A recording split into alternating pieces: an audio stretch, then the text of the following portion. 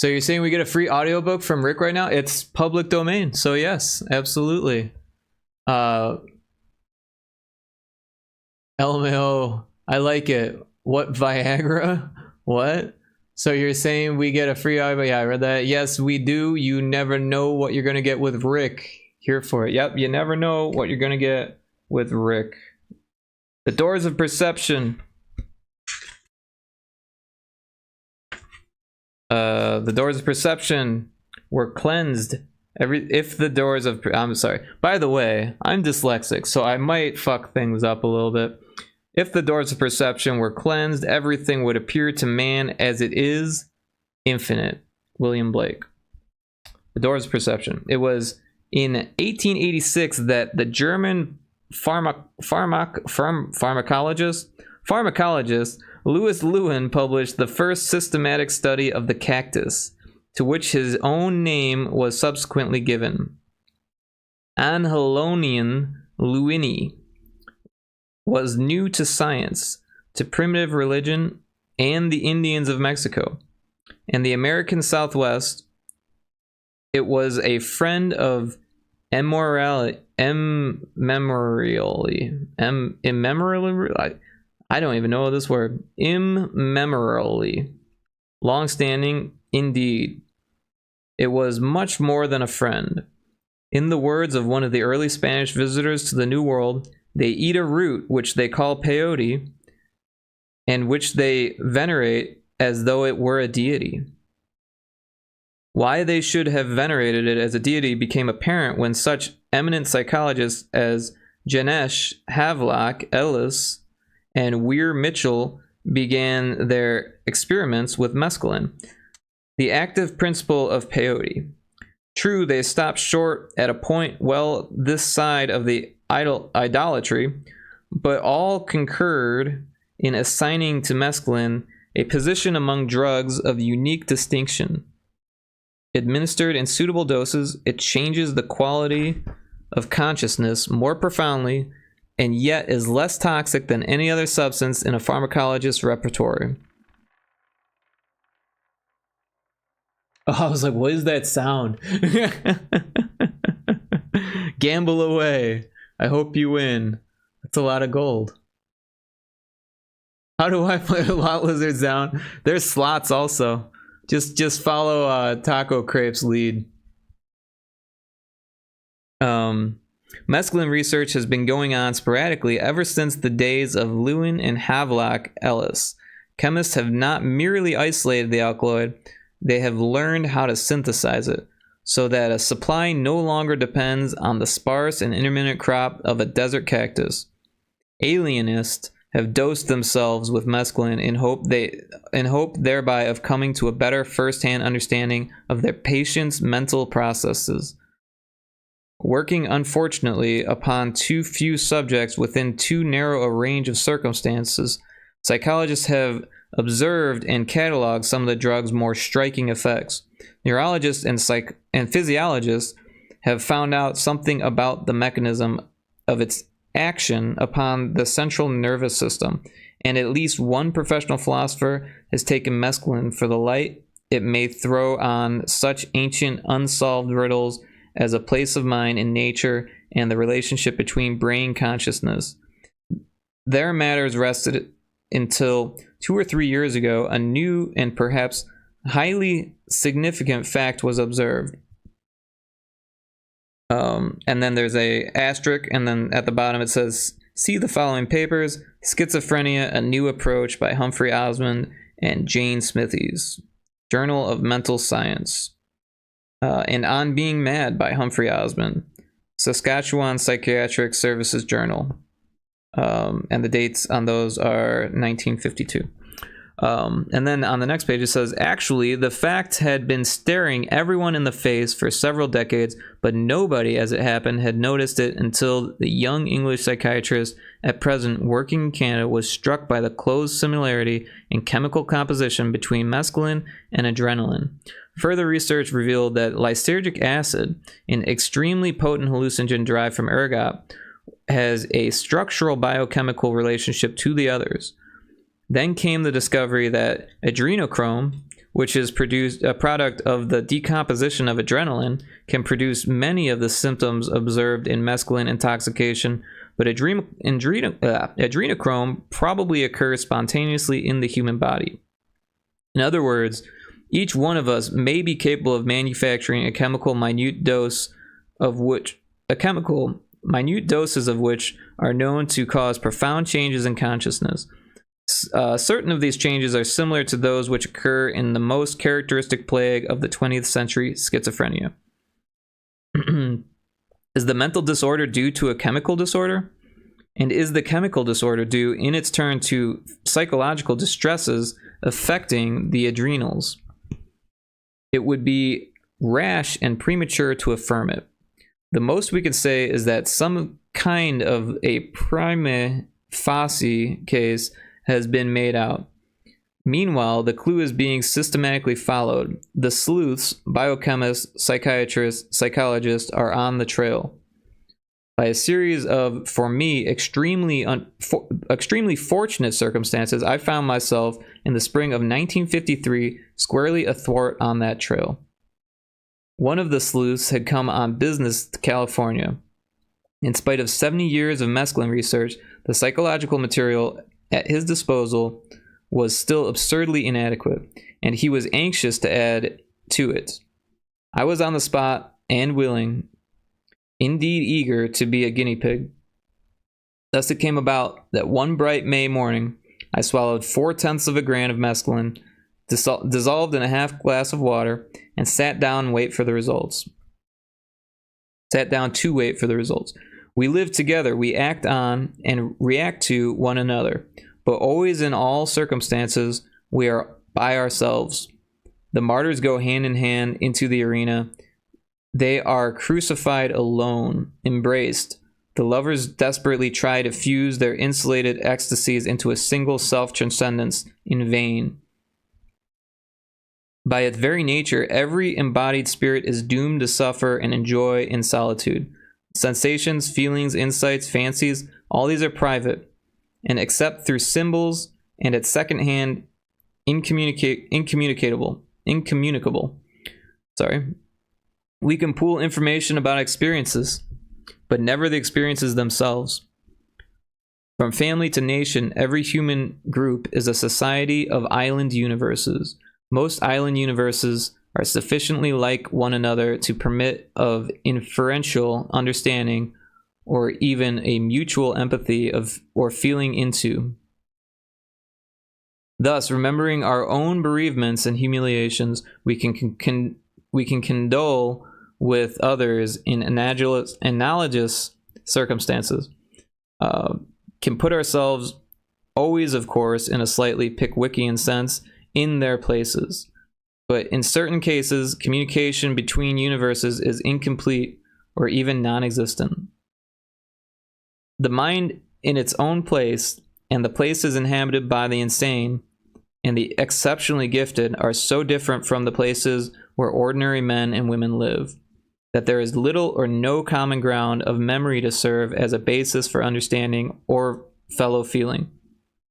Words are uttered, but fail to enlighten. The things and events to which the symbols refer belong to mutually exclusive realms of experience.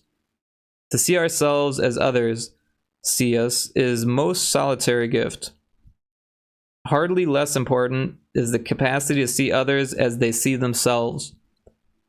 But what if these others belong to a different species and inhabit a radically alien universe? For example, how can the sane get to know what it actually feels like to be mad? Or short of being born again as a visionary, a medium, or a musical genius, how can we ever visit the worlds which to Blake, to Swedenborg, and Johann Sebastian Bach were home?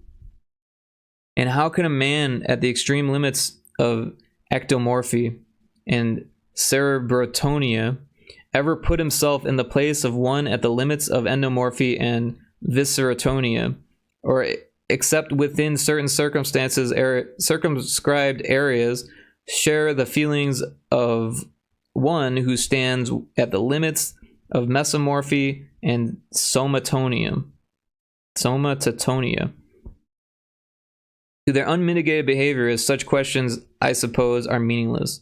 But for those who theoretically believe what in practice they know to be true, namely that there is an inside to an experience as well as an outside, the problems posed are real problems, all the more grave for being, some completely insoluble, some soluble only in exceptional circumstances, and by methods not available to everyone. Thus it seems virtually certain that I shall never know what it feels like to be Sir John Falstaff or Joe Louis. On the other hand, it had always seemed to me possible that through hypnosis, for example, or auto-hypnosis by means of systematic meditation, or else by taking the appropriate drug, I might so change my ordinary mode of consciousness as to be able to be known from the inside what the visionary, what the medium, even the mystic were talking about. I'm going to hydrate for a second here.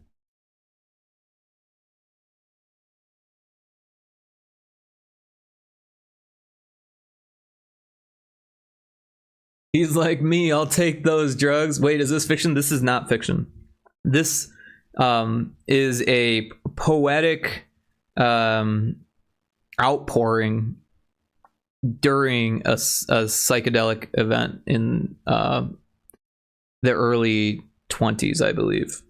So basically, you give a poet mescaline, he's going to write about his experience, and it's going to be poetry. We're still getting to the poetry part. I think he wrote, and then he wrote like about what he was writing about after when he was sober, kind of thing. And I think the intro is kind of him like explaining what's about to happen, so that way you're not just like dropped into the thick of it. Give me a second to drink some more water. My throat's already getting dry.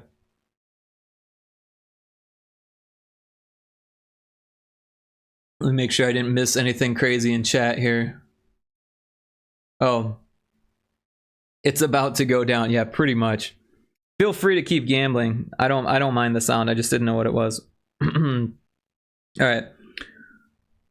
From what I had read of the mescaline experience, I was convinced in advance that the drug would admit me, at least for a few hours, into a kind of inner world described by Blake and AE as one letter, which is pronounced E, I think. But what I had expected did not happen. I expected to lie with my eyes shut, looking at visions of many colored geometries, of animated architectures rich with gems and fabulously lovely, and of landscapes and with heroic figures, of symbolic dramas trembling perpetually on the verge of ultimate revelation. But I had not reckoned, it was evident, with idiosyncrasies of my mental makeup, the facts of my temperament, training, and habits. I am, for as long as I can remember, and I have always been, a poor visualizer. Words, even the pregnant words of poets, do not evoke pictures in my mind. No hypnagogic visions greet me on the verge of sleep. When I recall something, my memory does not present itself to me as a vividly seen event or object. By an effort of the will, I can evoke a not very vivid image of what happened yesterday afternoon, of how the Lungarno used to look before the bridges were destroyed, of the Bayswater Road when the only buses were green and tiny and drawn by aged horses at 3.5 miles an hour. But such images have little substance and absolutely no autonomous life of their own. They stand to real perceived objects in the same relation as Homer's ghost stood to the men of flesh and blood who came to visit them in the shades. Only when I have a high temperature do my mental images come to independent life. To those in whom the faculty of visualization is strong, my inner world must seem curiously drab, limited, and uninteresting. This was the world, a poor thing but my own, which I expected to see transformed into something completely unlike itself. The change which actually took place, in that world was in no sense revolutionary. Half an hour after swallowing the drug, I became aware of a slow dance of golden lights. A little later, there were sumptuous red surfaces swelling and expanding from bright nodes of energy that vibrated with continuously changing patterned life. At another time, the closing of my eyes revealed a complex of gray structures within which pale bluish spheres kept emerging into intense solidity, and having emerged would slide noiselessly upwards out of sight. But at no time were there faces or forms of men or animals. I saw no landscapes, no enormous spaces, no magical growth and metamorphosis of buildings, nothing remotely like a drama or a parable. The other world to which mescaline admitted me was not the world of visions. It existed out there. In what I could see with my eyes open, the great change was in the realm of objective fact. What happened in my subjective universe was relatively unimportant. I took my pill at 11. An hour and a half later, I was sitting in my study looking intently at a small glass vase. The vase contained only 3 flowers: a full-blown bell of Portugal rose, shell pink with a hint at every petal's base of a hotter, flamier hue, a large magenta and cream-colored carnation, and pale purple at the end of its broken stalk. The bold heraldic blossom of an iris, fortuitous and provisional, a little nosegay, broke all the rules of traditional good taste. At breakfast that morning, I had been struck by the lively dissonance of its colors, but that was no longer the point. I was not looking now at an unusual flower arrangement. I was seeing what Adam had seen on the morning of his creation, the miracle moment by moment of naked existence. "Is it agreeable?" somebody asked during this part of the experiment. All conversations were recorded on a dictating machine, and it has been possible for me to refresh my memory of what was said. "Neither agreeable nor disagreeable," I answered. "It just is." It's wasn't the word Meister Eckhart liked to use. Isness. The being of Platonic philosophy, except that Plato seems to have made the grotesque, the grotesque mistake of separating being from becoming and identifying it with mathematical abstraction of the idea. He could never, poor fellow, have seen a bunch of flowers shining their own inner light and all but quivering under the pressure of the significance with which they were charged. Could never have perceived that what rose and iris and carnation so intensely signified was nothing more and nothing less than what they were: a transience that was yet eternal life and perpetual perishing, that was at the same time pure being, a bundle of minute, unique particulars in which by some unspeakable and yet self-evident paradox was to be seen in the divine source of all existence. I continued to look at the flowers, and in their living light I seemed to detect the qualitative equivalent of breathing. Out of a breathing without returns to a starting point, but a breathing without returns to a starting point, with no recumbent ebbs, but only a repeated flow from beauty to heightened beauty, from deeper to ever deeper meaning. Words like grace and transfiguration came to my mind, and this, of course, was what among other things they stood for. My eyes traveled from the rose to the carnation, and from the feathery incandescence to the smooth scrolls of sentient amethyst, which were the iris. The beatific vision, sat chit ananda, being awareness bliss. For the first time I understood, not on the verbal level, not by inchoate hints or at a distance, but precisely and completely what those prodigious syllables referred to. And when I remembered a passage I had read in one of Suzuki's essays, What is the Dharma body of the Buddha? The Dharma body of the Buddha is another way of saying mind, suchness, the void, the Godhead. The question is asked in a Zen monastery by an earnest and bewildered novice, and with the prompt irrelevance of one of the Marx brothers, the master answered, "The hedge at the bottom of the garden." And the man who realizes this truth, the novice dubiously inquires, "What, may I ask, is he?" Groucho gives him a whack over the shoulders with his staff and answers, "A golden-haired lion." It had been, when I read it, only a vaguely pregnant piece of nonsense. Now it was all clear as day, as evident as Euclid. Of course, the Dharma body of the Buddha was the hedge at the bottom of the garden. At the same time, and no less obviously, it was these flowers. It was anything that I, or rather the blessed, not I, released for a moment from my throttling embrace, cared to look at. The books, for example, which my study walls were lined, like the flowers, they glowed when I looked at them, with brighter colors, a profounding significance.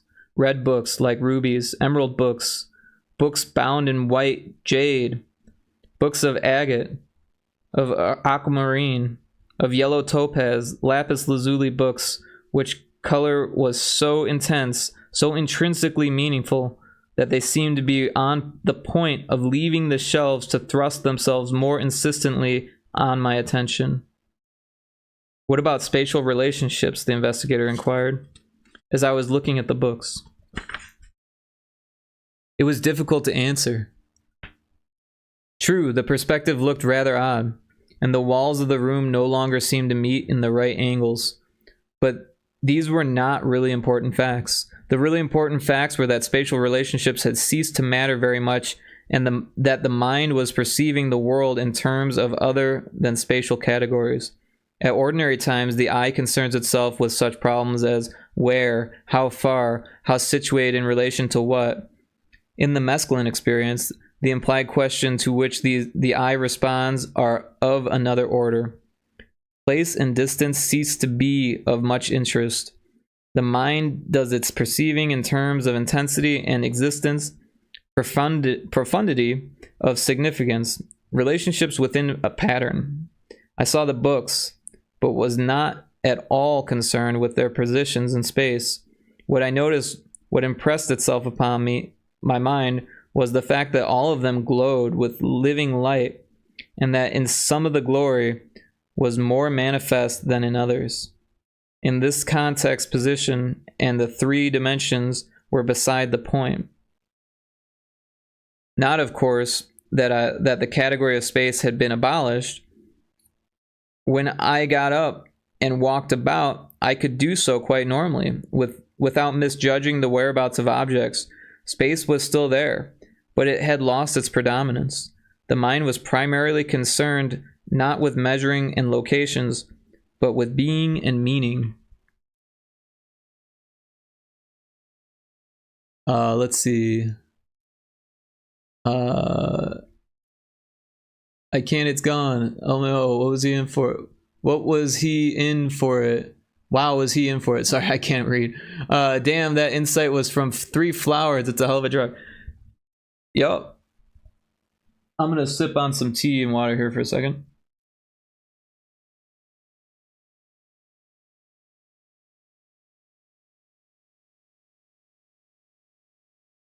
So yeah, just a little bit of history on mescaline. For those of you who don't know, it's from a cactus.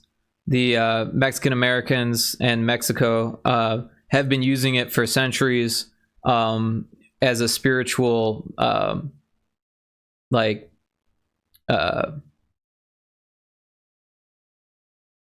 Eucharist almost, right? Not in a religious sense that we see it in Christianity and stuff, but in the religious sense of the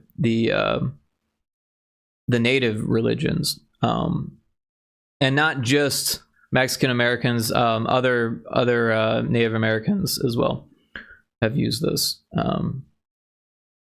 It is a a Schedule 3 drug in most situations. However, if you have a certain percentage of Native American in your blood, you can legally take it on reservations, I believe is the case. And it is also an endangered species, so if you get caught trying to move it, you will get in real trouble. Just throwing all that out there. Okay, so next page. And along with the indifference to space, there went even more complete indifference to time. There seems to be plenty of it, was all I would answer when the investigator asked me to say what I felt about time. Plenty of it, but exactly how much was entirely irrelevant. I could, of course, have looked at my watch, but my watch, I knew, was in another universe. My actual experience was still, of an indefinite duration, or alternatively, of a perpetual present made up of one continually changing apocalypse. From the books, the investigator directed my attention to the furniture. A small typing table stood in the center of the room. Beyond it, from my point of view, was a wicker chair, and beyond that desk, the three pieces formed an intricate pattern of horizontals, uprights, and diagonals, a pattern all the more interesting for not being interpreted in terms of spatial relationships. Table, chair, and desk came together in a composition that was like something by Break or Juan Gris. A still life recognizable, related to the objective world, but rendered without depth, without any attempt at photographic realism. I was looking at my furniture not as the utilitarian who has to sit on chairs to write at desks and tables, and not as a cameraman or a scientific recorder, but as the pure aesthete whose concern is only with forms and the relationship within the field of vision or the picture space. But I looked. This purely aesthetic cubist eye view gave place to what I can only describe as a sacramental vision of reality. I was back where I had been when I was looking at the flowers, back in the world where everything shone with the inner light and was infinite in its own significance. The legs, for example, of the chair, how miraculous their tubularity, how supernatural their polished smoothness. I spent several minutes, or was it several centuries, not merely gazing at those bamboo legs, but actually being them, or rather being myself in them, or to still be more accurate, for I was not involved in the case, nor in a certain sense were they, being my not self, in the not self, which was the chair. Reflecting on my experience, I found myself agreeing with the eminent Cambridge philosopher Dr. C.D. Broad that we should do well to consider much more seriously than we have hitherto been inclined to do the type of theory which Bergson put forward in connection with memory and sense perception. The suggestion is that function of the brain and nervous system and sense organs is the main eliminative and not productive. Each person is at each moment capable of remembering all that has ever happened to him and of perceiving everything that is happening everywhere in the universe. The function of the brain and nervous system is to protect us from being overwhelmed and confused by this mass of largely useless and irrelevant knowledge. By shutting out most of what we have or what we should otherwise perceive or remember at any moment, and leaving only that very small and special selection which is likely to be practically useful. According to such a theory, each one of us is potentially mind at large. But insofar as we are animals, our business is at all costs to survive. To make biological survival possible, mind at large has to be funneled through the reducing valve of the brain and the nervous system. What comes out the other end is a measly trickle of the kind of consciousness which will help us to stay alive on the surface of this particular planet. To formulate and express the contents of this reduced awareness, man has invented an endless endlessly elaborate has invented and endlessly elaborated those symbol systems in implicit philosophies, which we call languages. Every individual is at once the beneficiary and the victim of the linguistic tradition into which he has been born. The beneficiary inasmuch as language gives access to accumulated records of other people's experience. The victim insofar as it confirms him in the beliefs that reduced awareness is the only awareness, and as it bedevils his sense of reality, so that he is all too apt to take his concepts for data, his words for actual things. That which in the language of religion is called this world is the universe of reduced awareness, expressed and as it were petrified by language. The various other worlds with which human beings erratically make contact are so many elements in the totality of the awareness belonging to the mind at large. Most people, most of the time, know only what comes through the reducing valve and is consecrated as genuinely real by the local language. Certain persons, however, seem to be born with a kind of bypass that circumvents the reducing valve. In others, temporary bypasses may be acquired either spontaneously or as the result of deliberate spiritual exercises, or through hypnosis, or by means of drugs. Through these permanent or temporary bypasses, there flows not indeed the perception of everything that is happening everywhere in the universe, for the bypass does not abolish the reducing valve, which still excludes the total content of the mind at large, but something more than, and above all something different from, the carefully selected utilitarian material which our narrowed individual minds regard as a complete or at least sufficient picture of reality. The brain is provided with a number of enzyme systems which serve to coordinate its workings. Some of these enzymes regulate the supply of glucose to the brain cells. Mescaline inhibits the production of these enzymes and thus lowers the amount of glucose available to an organ that is in constant need of sugar. When mescaline reduces the brain's normal ration of the sugar, what happens? Too few cases have been observed, and therefore a comprehensive answer cannot yet be given. But what happens to the majority of the few who have taken mescaline under supervision can be surmised as follows. 1. The ability to remember and to think straight is little, if at all, reduced. Listening to the recordings of my conversations under the influence of the drug, I cannot discover that I was then any stupider than I am at ordinary times. 2. Visual impressions are greatly intensified, and the eye recovers some of the perceptual innocence of childhood. When the sensum was not immediately automatically subordinated to the concept, interest in space is diminished and the interest in time falls almost to zero. 3.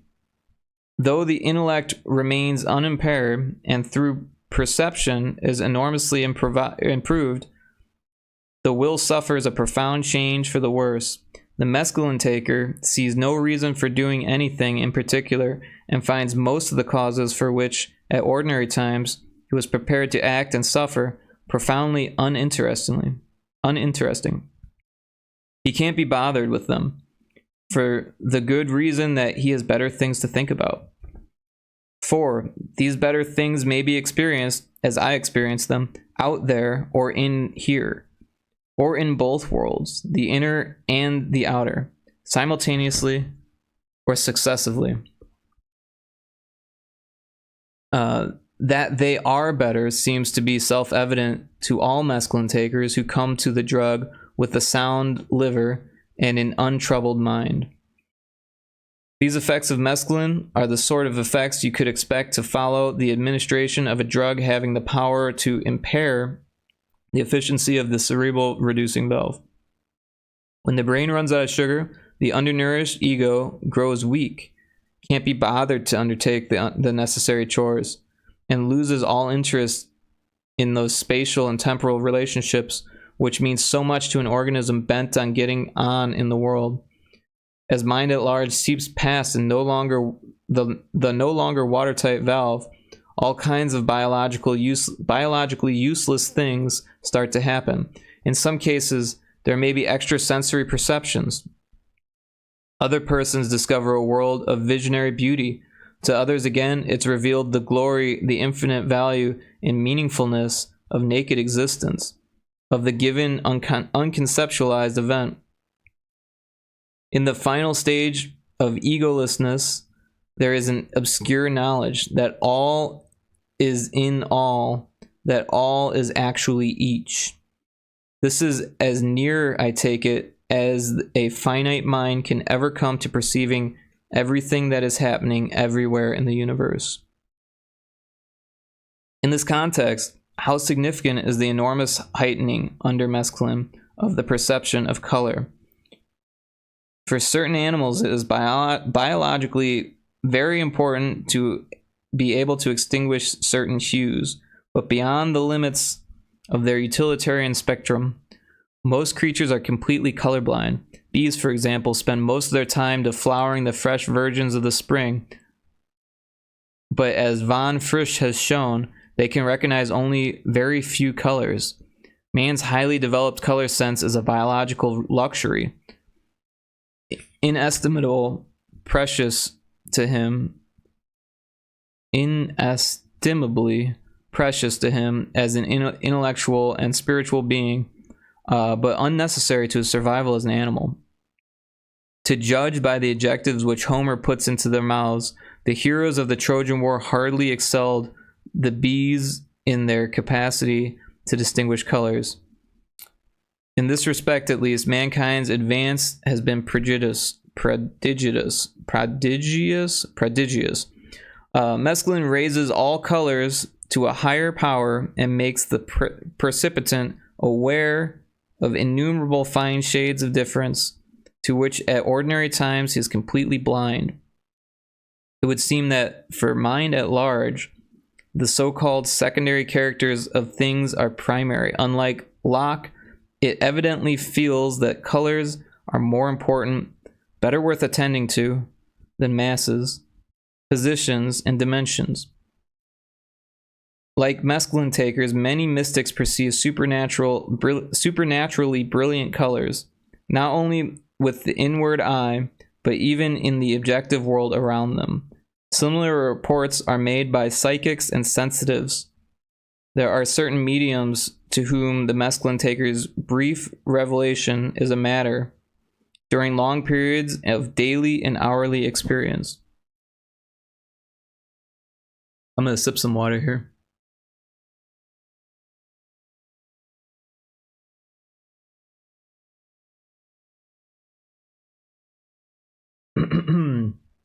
All right.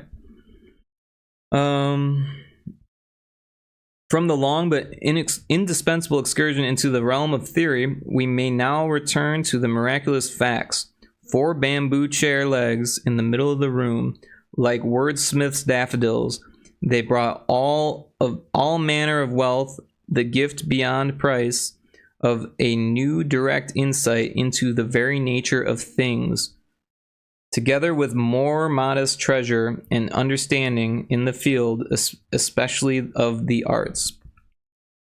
A rose is a rose is a rose, but these chair legs were St. Michael's and all angels. 4 or 5 hours after the event, when the effects of the cerebral sugar shortage were wearing off, I was taken for a little tour of the city, which included a visit towards sundown to what is modestly claimed to be the world's biggest drugstore. At the back of the WBDS, among the toys, the greeting cards, and the comics, stood a row, surprisingly enough, of art books. I picked up the first volume that came to hand. It was Van Gogh, and the picture at which the book opened was The Chair, the astounding portrait of a ding en sea which the mad painter saw. with a kind of adoring terror and tried to render on his canvas, but it was a task to which the power even of genius proved wholly inadequate. The chair Van Gogh had seen was obviously the same in essence as the chair I had seen, but though incomparably more real than the chairs of ordinary perception. The chair in this picture remained no more than an unusually expressive symbol of the fact. The fact had been manifested suchness. This was only an emblem. Such emblems are sources of true knowledge about the nature of things, and the true knowledge may serve to prepare the mind which accepts it for immediate insights on its own account. But that is all. However expressive symbols can never be the things they stand for. You know, I just realized that I have a widget that I made, an overlay of the book being read. Anyways, where were we? It would be interesting in this context to make a study of the works of art available to the great knowers of suchness. What sort of pictures did Eckhart look at?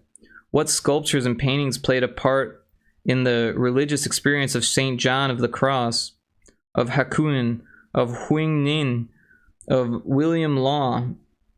The questions are beyond my power to answer, but I strongly suspect that most of the great knowers of suchness paid very little attention to art, some refusing to have anything to do with it at all, others being content with what a critical eye would regard as second-rate or even tenth-rate works to a person whose transfigured and transfiguring mind can see the all in every this. The first-ratedness or tenth-ratedness of even a religious painting will be a matter of the most sovereign indifference. Art, I suppose, is only for beginners, or else for those resolute dead-enders who have made up their minds to be content with the ersatz of suchness, with symbols rather than with what they signify, with the elegantly composed recipe in lieu of actual dinner. I returned the Van Gogh to its rack and picked up the volume standing next to it. It was a book on Botticelli. I turned the pages. The Birth of Venus. I've actually seen that painting in real life. Never one of my favorites. Mars and Venus. The loveliness so passionately denounced by poor Ruskin at the height of his long-drawn sexual tragedy. The marvelously rich and intricate calumny of Apelles, and then a somewhat less familiar and not very good picture, Judith. My attention was arrested, and I gazed in fascination, not at the pale neurotic heroine or her attendant, not at the victim's hairy head or the vernal landscape in the background, but at the purplish silk of Judith's pleated bodice and long wind-blown skirts. This was something I had seen before, seen that very morning. Between the flowers and the furniture, when I looked down by chance and went on passionately, staring by choice at my own crossed legs. Those folds in the trousers, what a labyrinth of endlessly significant complexity. And the texture of the gray flannel, how rich, how deeply mysteriously sumptuous. And here they were again in Botticelli's picture. Civilized human beings wear clothes. Therefore, there can be no portraiture, no mythological or historical story telling without representation of folding textiles. But though it may account for the origins, mere tailoring can never explain the luxuriant development of drapery as a major theme of all the plastic arts. Artists, it is obvious, have always loved drapery for its own sake, or rather, for their own. When you paint or carve drapery, you are painting or carving forms which, for all practical purposes, are non-representational. The kind of unconditioned forms on which artists, even in the most naturalistic tradition, like to let themselves go. In the average Madonna or Apostle, the strictly human, fully representational element accounts for about 10% of the whole. All the rest consists of many colored variations on the inexhaustible theme of crumpled wool or linen. And these non-representational 9/10ths of Madonna or Apostle may be just as important qualitatively as they are quantity. Very often they set the tone of the whole work of art. They state the key in which the theme is being rendered. They express the mood, the temperament, the attitude of life of the artist. Stoical serenity reveals itself in the smooth surfaces, the broad, untortured folds of Piero's draperies. Torn between fact and wish, between cynicism and idealism, Bernini tempers the all but caricatural verisimilitude of his faces with enormous sartorial abstractions, which are the embodiment in stone or bronze of the everlasting commonplace of the rhetoric, the heroism, the holiness, the sublimity to which mankind perpetually aspires, for the most part in vain. And here are El Greco's disquietingly visceral skirts and mantles. Here are the sharp, twisting, flame-like folds in which Cosimo Tora clothes his figures. In the first, traditional spirituality breaks down into nameless physiological yearning. In the second, there rise an agonized sense of the world's essential strangeness and hostility. Or consider Watteau. His men and women play lutes, get ready for balls and harlequinades, embark on velvet lawns under noble trees for the cythera of every lover's dream. Their enormous melancholy and the flayed, excruciating sensibility of their creator find expression not in the actions recorded, not in the gestures and the faces portrayed, but in the relief and texture of their taffeta skirts, their satin capes and doublets.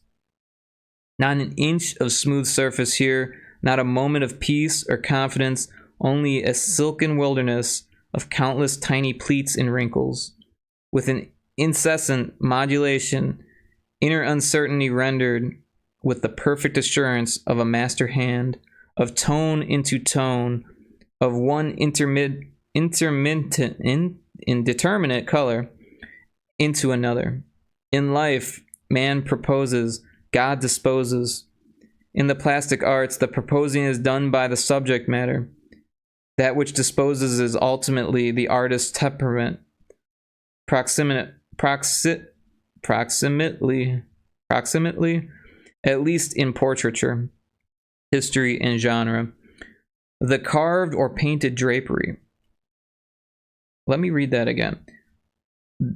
That which disposes is ultimately the artist's temperament, approximately, at least in portraiture, history, and genre, the carved or painted drapery.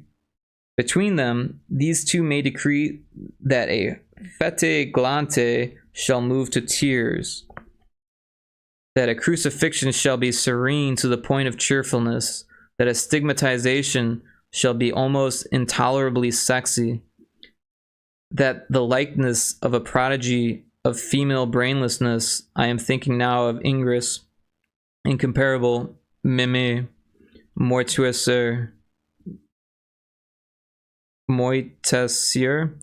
I don't know, shall express the austerest, the most uncompromising intellectuality. But this is not the whole story. Draperies, as I had now discovered, are much more than devices for introduction of non-representational forms into naturalistic paintings and sculptures. What the rest of us see only under the influence of mescaline, the artist is conveniently equipped to see at all the time. His perception is not limited to what is biologically or socially useful. A little of the knowledge belonging to the mind at large oozes past the reducing valve of brain and ego into his consciousness. It is a knowledge of intrinsic significance of every existent. For the artist, As for the mescaline taker, draperies are living hieroglyphs that stand in some peculiarly expressive way for the unfathomable mystery of pure being. More even than the chair, though less perhaps than those wholly supernatural flowers, the folds of my gray flannel trousers were charged with isness. To what they owned this privileged status, I cannot say. To what they owed this privileged status, I cannot say. Is it perhaps because the forms of folded drapery are so strange and dramatic that they catch the eye in this way, force miraculous facts of sheer existence upon the attention? Who knows? What is important is the less the reason for the experience than the experience itself. Poring over Judith's skirts, there in the world's biggest drugstore, I knew that Botticelli, and not Botticelli alone, but many others too, had looked at draperies with the same transfigured and transfiguring eyes as had been mine that morning. They had seen the Itzgigit, the allness and infinity of folded cloth, and had done their best to render it in paint or stone, necessarily, of course, without success. For the glory and the wonder of pure existence belong to another order, beyond the power of even the highest art to express. But in Judith's skirt, I could clearly see what, if I had been a painter of genius, I might have made of my old gray flannels. Not much, heaven knows, in comparison with the reality, but even to delight generation after generation of beholders, enough to make them understand at least a little of the true significance of what, in our pathetic imbecility, we call mere things, and disregard in favor of television. This is how one ought to see, I kept saying, as I looked down at my trousers or glanced at the jeweled books on the shelves, at the legs of my infinitely more than Van Goghian chair. This is how one ought to see how things really are, and yet there were reservations. For if one always saw like this, one would never want to do anything else. Just looking, just being divine, just being the divine not self of flower, of book, of chair, of flannel, that would be enough. But in that case, what about other people? What about human relations? In the recording of that morning's conversations, I found the question constantly repeating, what about human relations? How could one reconcile this timeless bliss of seeing as one ought to see with the temporal duties of doing what one ought to do and feeling as one ought to feel? One ought to be able, I said, to see these trousers as infinitely important and human beings as still more infinitely important. One ought, but in practice, it seemed to be impossible. This participation in the manifest glory of things left no room, so to speak, for the necessary concerns of human existence. Above all, for concerns involving persons, for persons ourselves, and in one respect at least, I was now a not-self, simultaneously perceiving and being the not-self of the things around me. To this newborn not-self, the behavior, the appearance, the very thought of the self, it had momentarily ceased to be. And of other selves, its one-time fellows seemed not indeed distasteful, for distastefulness was not one of the categories in terms of which I was thinking, but enormously irrelevant.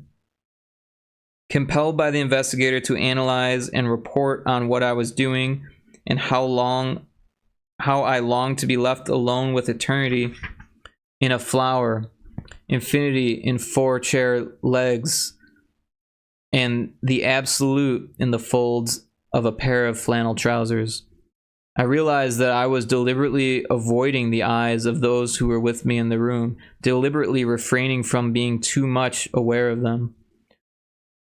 One was my wife, the other a man I respected and greatly liked, but both belonged to the world from which, for the moment, mescaline had delivered me.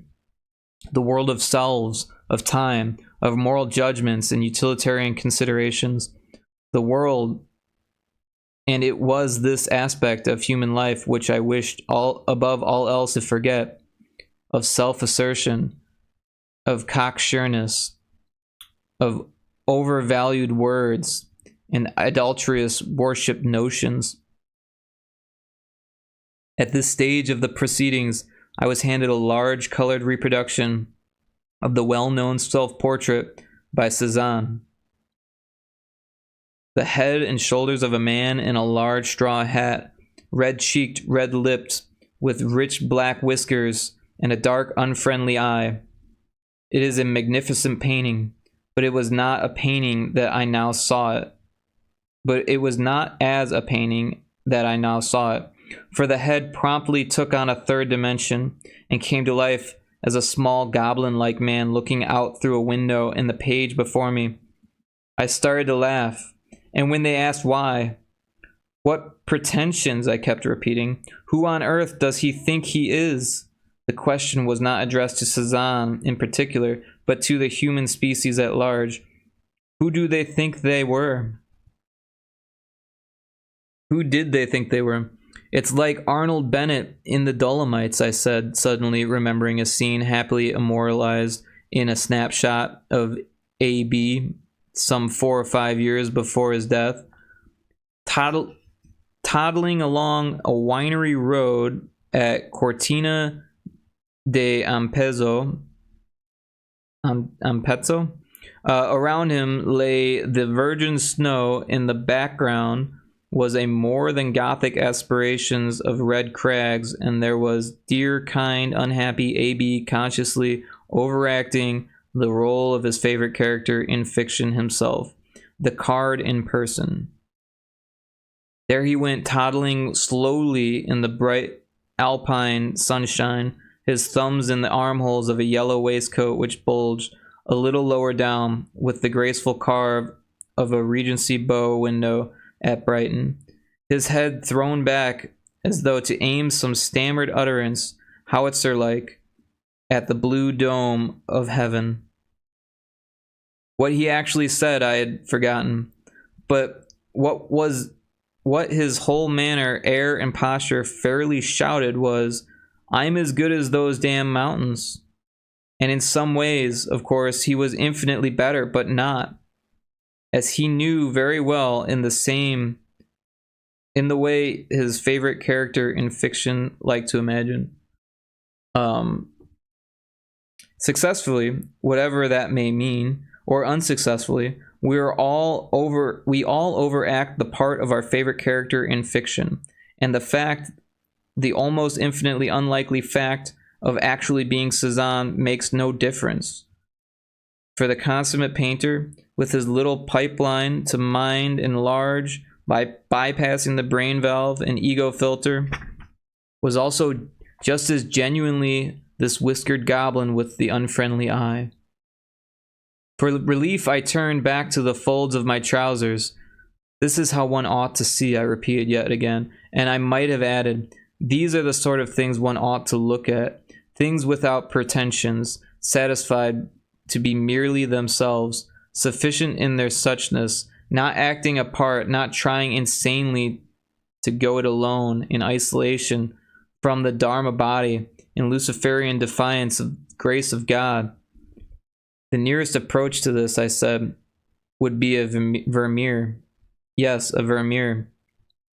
For that mysterious artist was trebly gifted with the visions that perceives the Dharma body as the hedge at the bottom of the garden, with the talent to render as much of that vision as the limitations of human capacity permit, and with the prudence to confine themselves in his paintings to the more manageable aspects of reality.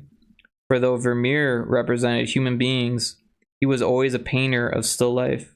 Cézanne, who told his female sitters to do their best to look like apples, tried to paint portraits in the same spirit. But his Pippin-like women are more nearly related to Plato's ideas than to the Dharma body in the hedge. They are eternity and infinity, seen not in sand or flower, but in abstractions of some very superior brand of geometry. Vermeer never asked his girls to look like apples. On the contrary, he insisted on their being girls to the very limit, but always with the proviso that they refrain from behaving girlishly. They might sit or quietly stand, but never giggle, never display self-consciousness, never say their prayers or pine for absent sweethearts, never gossip, never gaze enviously at other women's babies, never flirt, never love or hate or work. In the act of doing any of these things, they would doubtlessly become more intensely themselves, but would cease, for that very reason, to manifest their divine essential not-self. In Blake's phrase, the doors of Vermeer's perception were only partially cleansed. A single panel had become almost perfectly transparent. The rest of the door was still muddy. The essential not-self could be perceived very clearly in things and in living creatures, on the hither side of good and evil. In human beings it was visible only when they were in repose, their minds untroubled, their bodies motionless. In those circumstances Vermeer could see suchness in all its heavenly beauty, could see and in some small measure render it in a subtle and sumptuous still life. Vermeer is undoubtedly the greatest painter of human still lifes, but there have been others. For example, Vermeer's French contemporaries, the Lannion brothers. They set out, I suppose, to be genre painters, but what they actually produced was a series of human still lives in which they cleansed perception of the infinite significance of all things is rendered not, as with Vermeer, by subtle enrichment of color and texture, but by a heightened clarity of obsessive distinctiveness of form. Within an austere, almost monochromistic tonality. In our own day, we have had Vuillard, the painter, at his best, of unforgettably splendid pictures of the Dharma body manifested in a bourgeois bedroom. Of the absolute blazing away in the midst of some stockbroker's family in a suburban garden taking tea. And then it says something in French that I don't quite understand. I can't speak French, so I'm just gonna...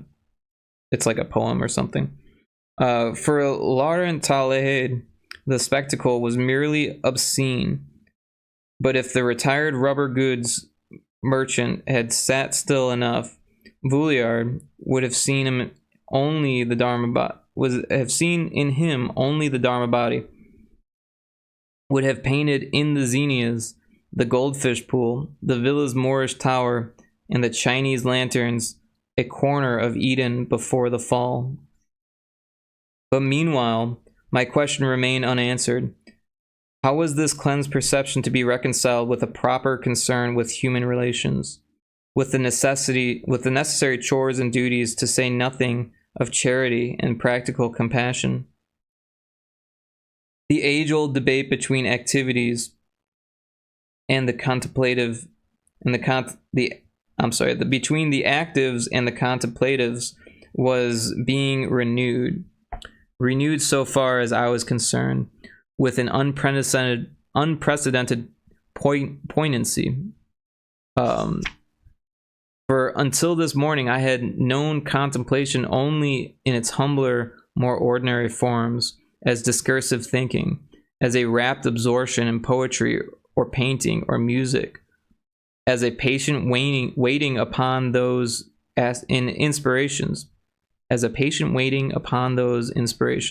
without which even the prosiest writer cannot hope to accomplish anything, as an occasional glimpses in nature of Wordsworth's something far more deeply interfused. as systematic silence leading sometimes to hints of an obscure knowledge. But now I knew contemplation at its height. Now I knew contemplation at its height. At its height, but not yet in its fullness. For in its fullness, the way of Mary includes the way of Martha and raises it, so to speak, to its own higher power. Mescaline opens up the way of Mary, but shuts the door on that of Martha. It gives access to contemplation, but to a contemplation that is incompatible with action, and even with the will to action, the very thought of action. In the intervals between his revelations, the mescaline taker is apt to feel that though in one way everything is supremely as it should be, in another there is something wrong. His problem is essentially the same as that which confronts the quietist, the arhat, and on another level, the landscape painter and the painter of human still lives. Mescaline can never solve that problem. It can only pose it apocalyptically for those whom it had never before presented itself. The full and final solution can be found only in those who are prepared to implement the right kind of Weltanschauung by means of the right kind of behavior and the right kind of constant and unstrained alertness. Over against the quietist stands the active contemplative, the saint, the man who, in Eckhart's phrase, is ready to come down from the seventh heaven in order to bring a cup of water to his sick brother. Over against the arhat, retreating from appearances into the entirely transcendental nirvana, stands the bodhisattva,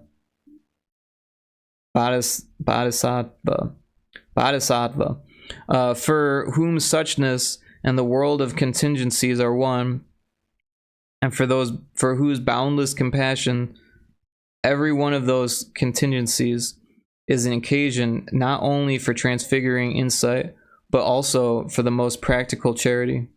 And in the universe of art, over against Vermeer and other painters of human still lives, over against the masters of Chinese and Japanese landscape painting, over against Constable and Turner, against Sisley and Seurat and Cezanne, stands the all-inclusive art of Rembrandt.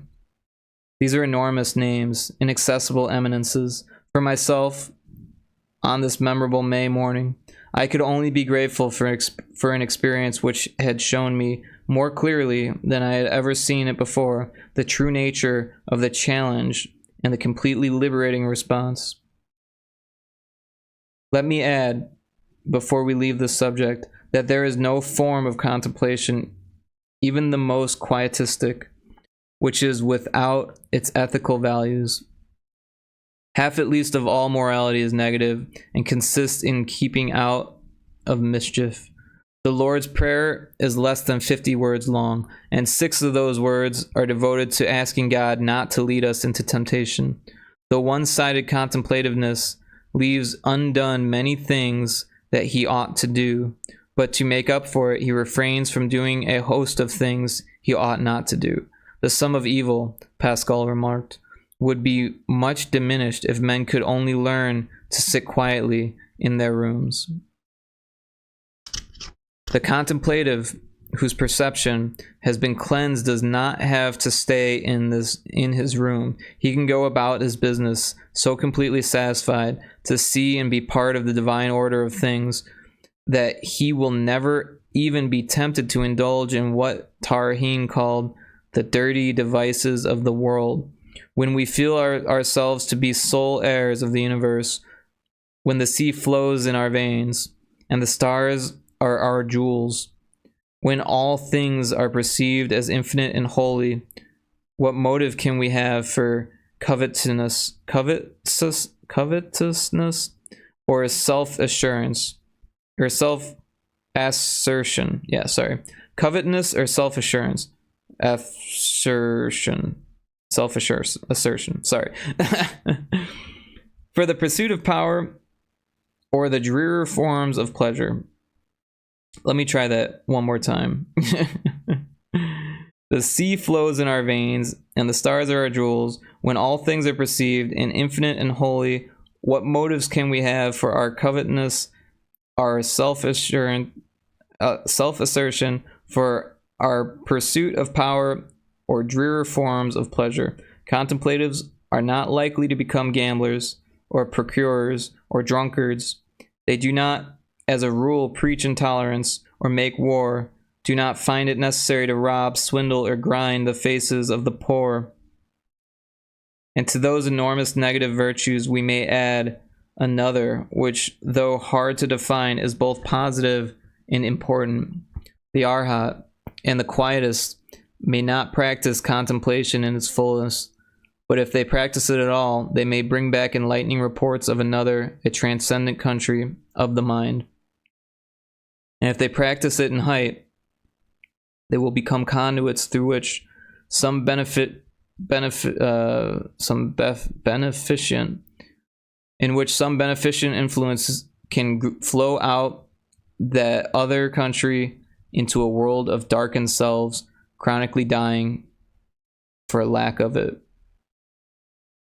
Meanwhile, I had turned at the investigator's request from the portrait of Cezanne to what was going on inside my head. When I shut my eyes this time, the inscape was curiously unrewarding. The field of vision was filled with brightly colored, constantly changing structures that seemed to be made of plastic or enameled tin. Cheap, I commented. Trivial, like things in a 5 and 10. And all this shoddiness existed in a closed, cramped universe. It's as though one were below decks in a ship, I said. A 5 and 10 cent ship. And as I looked, it became very clear that this 5 and 10 cent ship was in some way connected with the human pretensions, with the portrait of Cezanne, with the A.B. among the Dolomites, overacting his favorite character in fiction. This suffocating interior of a dime store ship was my own personal self.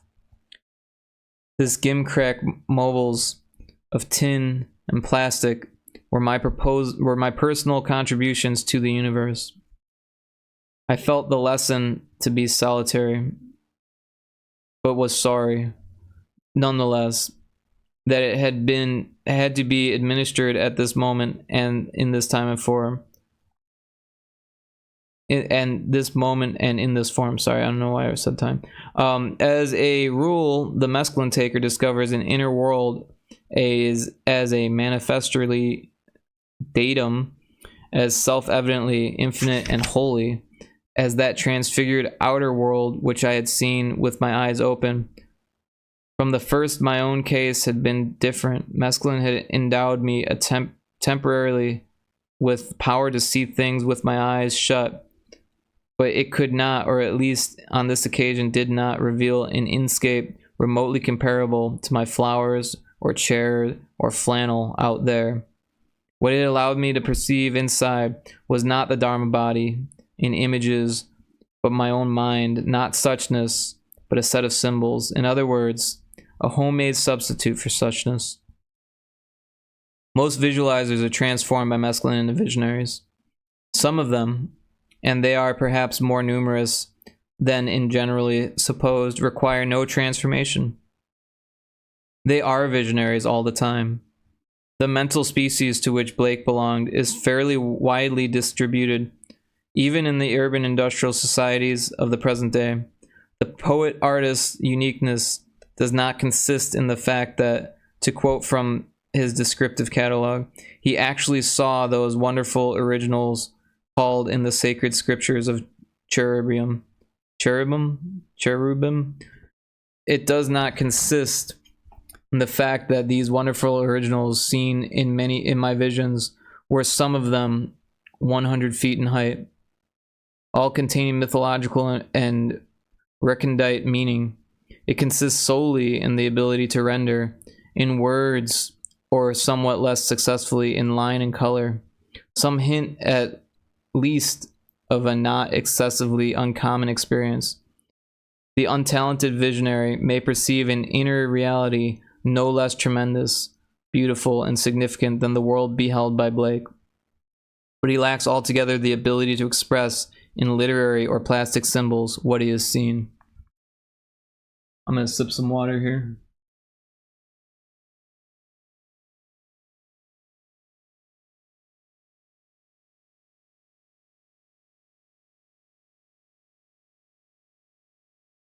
Let's see, what did I miss in chat?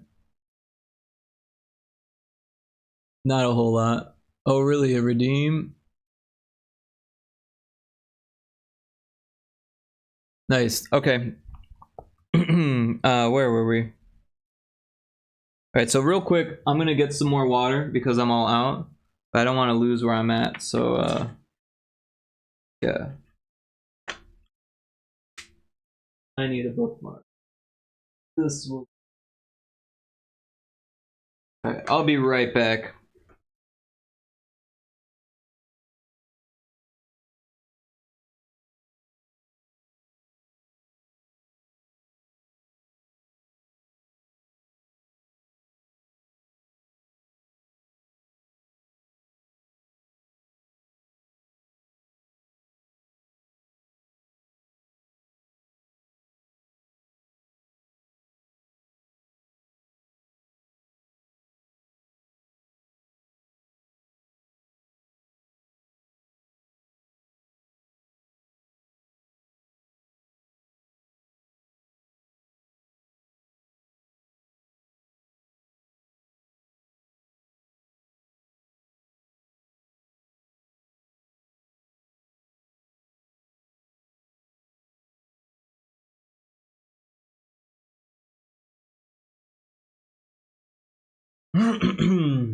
Okay, I've returned. And I just want to thank everyone for hanging out and putting up with my terrible reading ability. I never claimed to be a great reader. And this is a hard book to read. It's got a whole bunch of old words, a whole bunch of old names. It's an old book.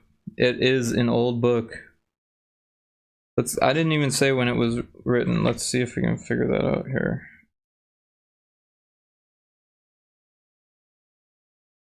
Um, 1954 it was published, so it's an old book. Okay. From the records of religion and surviving monuments of poetry and the plastic arts, it is very plain that at most times and in most places men have attached more importance to the inscape than the objective existence, have felt that what they saw with their eyes shut possessed a spiritually higher significance than what they saw with their eyes open. The reason? Familiarity breeds contempt, and how to survive is a problem ranging in urgency from the chronically tedious to the excruciating. The outer world is what we wake up to every morning of our lives, is the place where willy-nilly we must try to make our living. In the inner world there is neither work nor monotony. We visit it only in dreams and musings, and its strangeness is such that we never find the same world on two successive occasions. What wonder, then, if human beings in their search for the divine have generally preferred to look within? Generally, but not always. In their art no less than in their religion, the Taoists and the Zen Buddhists looked beyond visions into the void, and through the void, at the 10,000 things of objective reality. Because of their doctrine of the world made flesh, Christians should have been able from the first to adopt a similar attitude toward the universe around them, but because of the doctrine of the fall, they found it very hard to do so.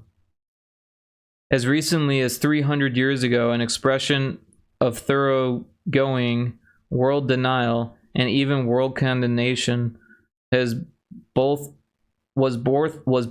orthodox and comprehensible. We should feel wonder at nothing at all in nature except only the incarnation of Christ. In the 17th century, Laumann's phrase seemed to make sense. Today, it has a ring of madness. In China, the rise of landscape paintings to the rank of a major art form took place about a thousand in Japan, about 600 in Europe, and about 300 years ago. And in Europe about 300 years ago. The equation of the Dharma body with hedge was made by those Zen masters who wedded Taoist naturalism when Buddhist transcendentalism. It was therefore, or with Buddhist transcendentalism, it was therefore only in the Far East that landscape painters consciously regarded their art as religious. In the West, religious painting was a matter of portraying sacred personages, of illustrating hallowed texts. Landscape painters regarded themselves as secularists. Today we recognize in Seurat one of the supreme masters of what may be called mystical landscape painting.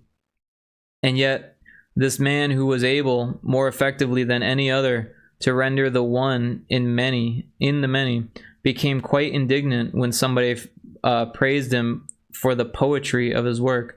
I merely apply the system, he protested. In other words, he was merely a pointillist, and in his own eyes, nothing else. A similar anecdote is told of John Constable. One day towards the end of his life, Blake met Constable at Hampstead and was shown one of the younger artist's sketches. In spite of his contempt for naturalistic art, the old visionary knew a good thing when he saw it. Except, of course, when it was by Rubens. "This is not a drawing," he cried. "This is inspiration."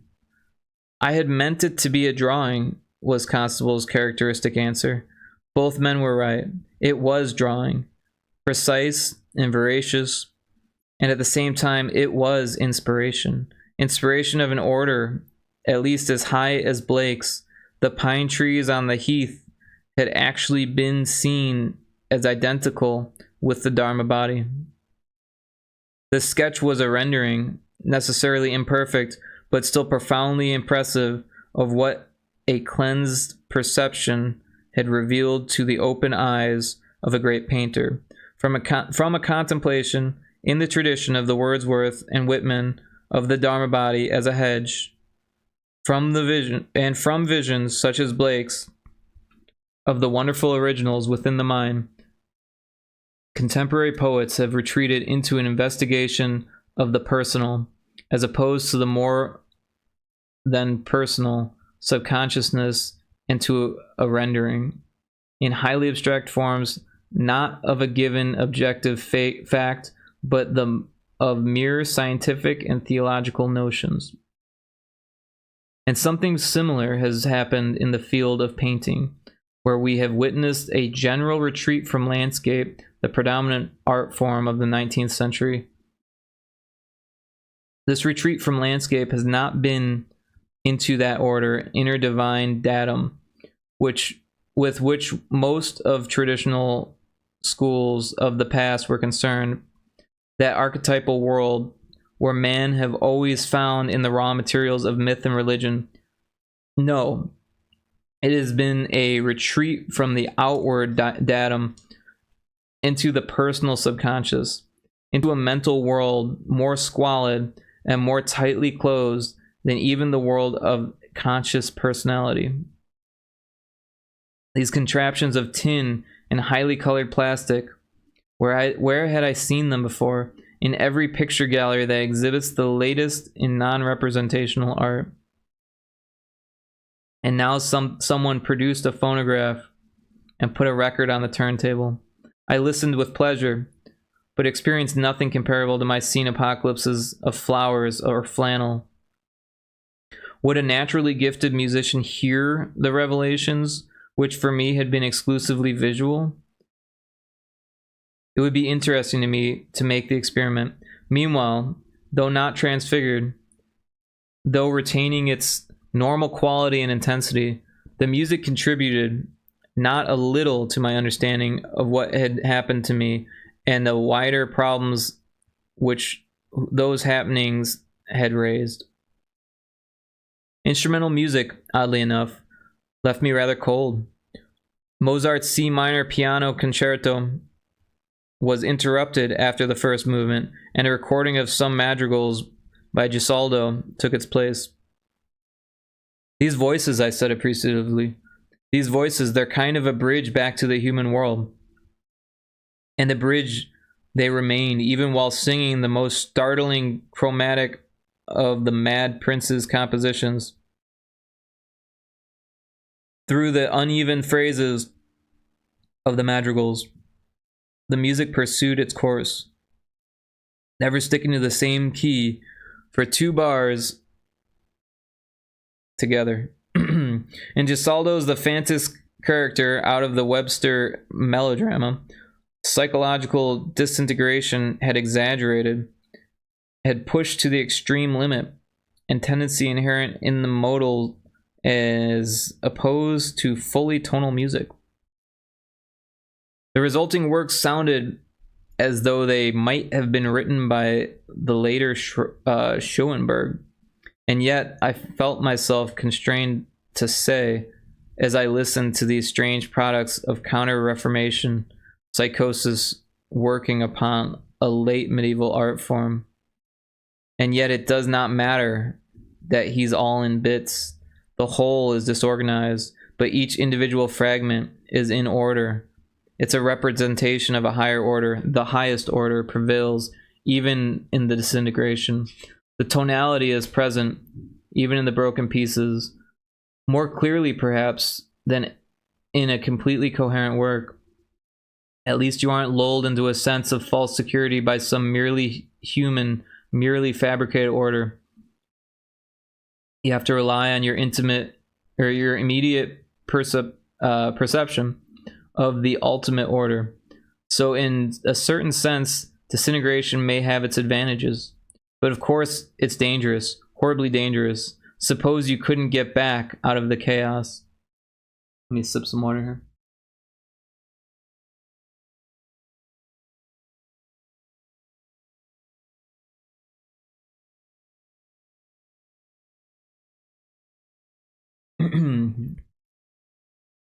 From Gesualdo's madrigals, we jumped across a gulf of 3 centuries to Alban Berg and the lyric suite. This, I announced in advance, is going to be hell. But as it turned out, I was wrong. Actually, the music sounded rather funny. Dredged up from the personal subconscious, agony succeeded 12-tone agony. But what struck me was only the essential incongruity between a physical or psychological disintegration, even completer than Gesualdo's, and the prodigious resource in talent and technique employed in its expression. Isn't he sorry for himself? I commented with a derisive lack of sympathy. And then Katzen music learned Katzen music. And finally, after a few more minutes of the anguish, who cares what his feelings are? Why can't he pay attention to something else? As a criticism of what is undoubtedly very remarkable work, it was unfair and inadequate, but not, I think, irrelevant. I cite it for what it's worth, and because that is how, in a state of pure contemplation, I reacted to the lyric suite. When it was over, the investigator suggested a walk in the garden. I was willing, and though my body seemed to have disassociated itself almost completely from my mind, or to be more accurate, through my awareness of the transfigured outer world, was no longer accompanied by an awareness of my physical organism. I found myself able to get up, open the French window, and walk out with only a minimum of hesitation. It was odd, of course, to feel that I was not the same as these arms and legs out there, as this wholly objective trunk and neck and even head. It was odd, but one soon got used to it. And anyhow, the body seemed perfectly well able to look after itself. In reality, of course, it always does look after itself. All that the conscious ego can do is to formulate wishes, which are then carried out by the forces which it controls with very little and understands not at all. When it does anything more, when it tries too hard, for example, when it worries, when it becomes apprehensive about the future, it lowers the effectiveness of those forces and may even cause the devitalized body to fall ill. In my present state, awareness was not referred to as ego. It was, so to speak, on its own. This meant that the physiological intelligence controlling the body was also on its own. For the moment that interfering neurotic who in waking hours tries to run the show was blessedly out of the way. For the moment that interfering neurotic who in waking hours tries to run the show was blessedly out of the way. Sorry, I read that wrong the first time. From the French window, I walked out under a kind of pergola, covered in part by a climbing rose tree, in part by laths, 1 inch wide with half an inch of space between them. The sun was shining, and the shadows of the laths made a zebra-like pattern on the ground and across the seat and the back of the garden chair, which was standing at this end of the pergola. The chair, shall I ever forget it, where the shadows fell on the canvas upholstery stripes of a deep but glowing indigo alternated with stripes of an incandescence so intensely bright that it was hard to believe that they could be made of anything but blue fire. For what seemed an immensely long time, I gazed without knowing, even without wishing to know, what it was that confronted me. At any other time, I would have seen the chair barred with alternate light and shade. Today, the percept had swallowed up the concept. I was so completely absorbed in looking so thunderstruck by what I actually saw that I could not be aware of anything else. Garden furniture, lathes, sunlight, shadow. These were no more than names and notions, mere verbalizations for utilitarian scientific purposes after the event. The event was the succession of azure furnace doors separated by gulfs of unfathomable gentian.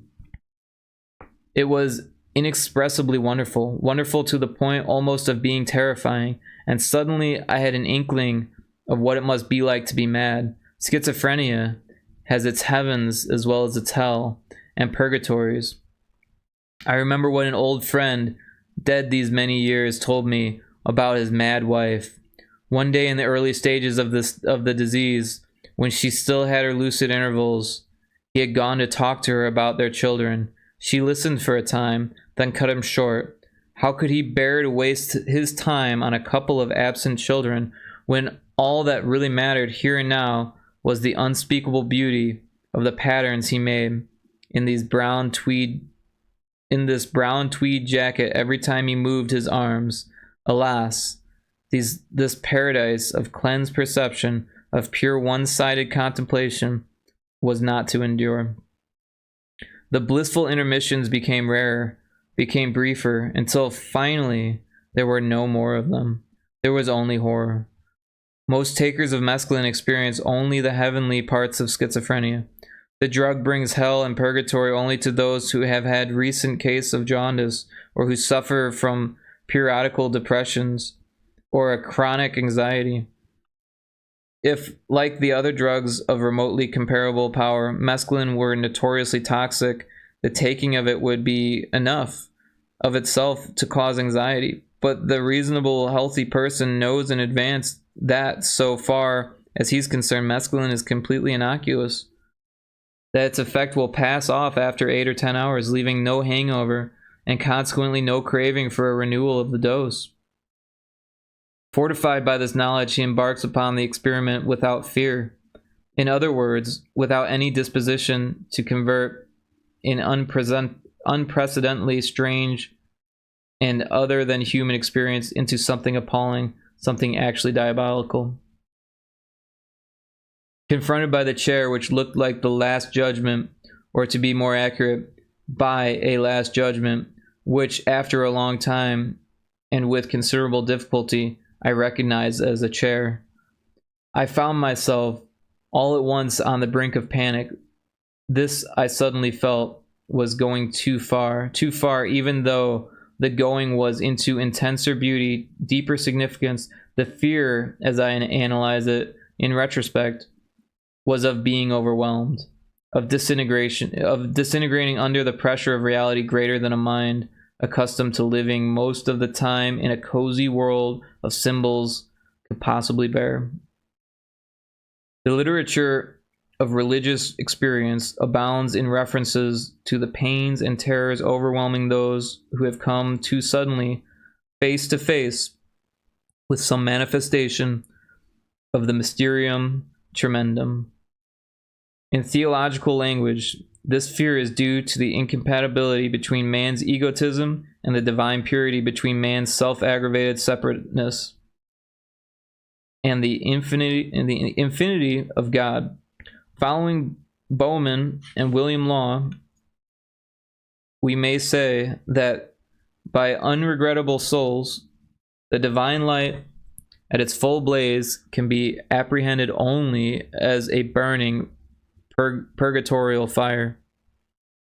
And almost identical doctrine is to be found in the Tibetan Book of the Dead, where the departed soul is described as shrinking in agony from the pure light of the void, and even from the lesser tempered lights, in order to rush headlong into the comforting darkness of selfhood as a reborn human being, or even as a beast, an unhappy ghost, a denizen of hell. Anything rather than burning brightness of unmitigated reality, anything. The schizophrenic is a soul not merely unregenerate,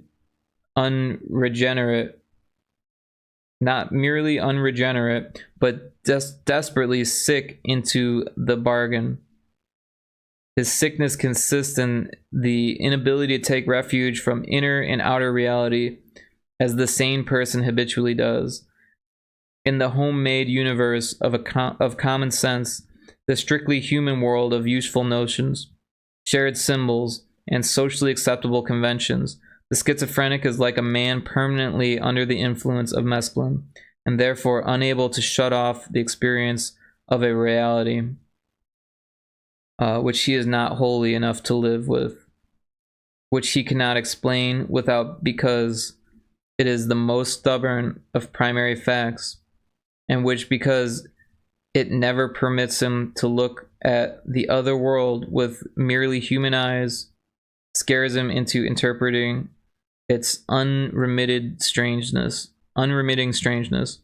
its burning intensity of significance as the manifestations of human or even cosmic malevolence, calling for the most desperate countermeasures. From murderous violence at one end of the scale to catatonia or psychological suicide at the other. And one embarked upon the downward and infernal road, one would never be able to stop. That now was only too obvious. If you started in the wrong way, I said in an answer to the investigators' questions, everything that happened would be a proof of the conspiracy against you. It would all be self-validating. You couldn't draw a breath without knowing it was part of the plot. So you think you know where madness lies? My answer was a convinced and heartfelt yes. And you couldn't control it. No, I couldn't control it. If one began with fear and hate as the major premise, one would have gone on to the conclusion. Would you be able, my wife asked, to fix your attention on the Tibetan Book of the Dead, calls the clear light? I was doubtful. Would it keep the evil away if you could hold it, or would you not be able to hold it? I considered the question for some time. Perhaps, I answered at last. Perhaps I could, but only if there were somebody there to tell me about the clear light. One couldn't do it by oneself. That's the point, I suppose, of the Tibetan ritual. Someone sitting there all the time and telling you what's what. After listening to the record of this part of the experiment, I took down my copy of Evan Went's edition of the Tibetan Book of the Dead and opened it at random. O nobly born, let not thy mind be distracted. That was the problem, to remain undistracted. Undistracted by the memory of past sins, by imagined pleasure, by the bitter aftertaste of old wrongs and humiliations, by all the fears and hates and cravings and ordinarily eclipse the light. What those Buddhist monks did for the dying and the dead, might not the modern psychiatrist do for the insane? Let there be a voice to assure them by day and even while they are asleep, that in spite of all the terror, all the bewilderment and confusion, the ultimate reality remains unshakably itself, and is of the same substance as the inner light of even the most cruelly tormented mind. By means of such devices as recorders, clock-controlled switches, public address systems, and pillow speakers, it should be very easy to keep inmates or even an understaffed institution constantly reminded of this predominant fact.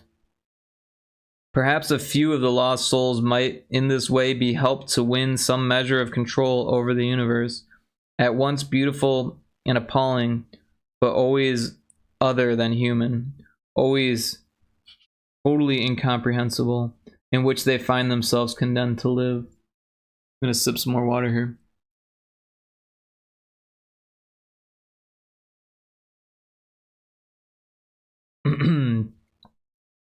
None too soon I was steered away from the disquieting splendors of my garden chair.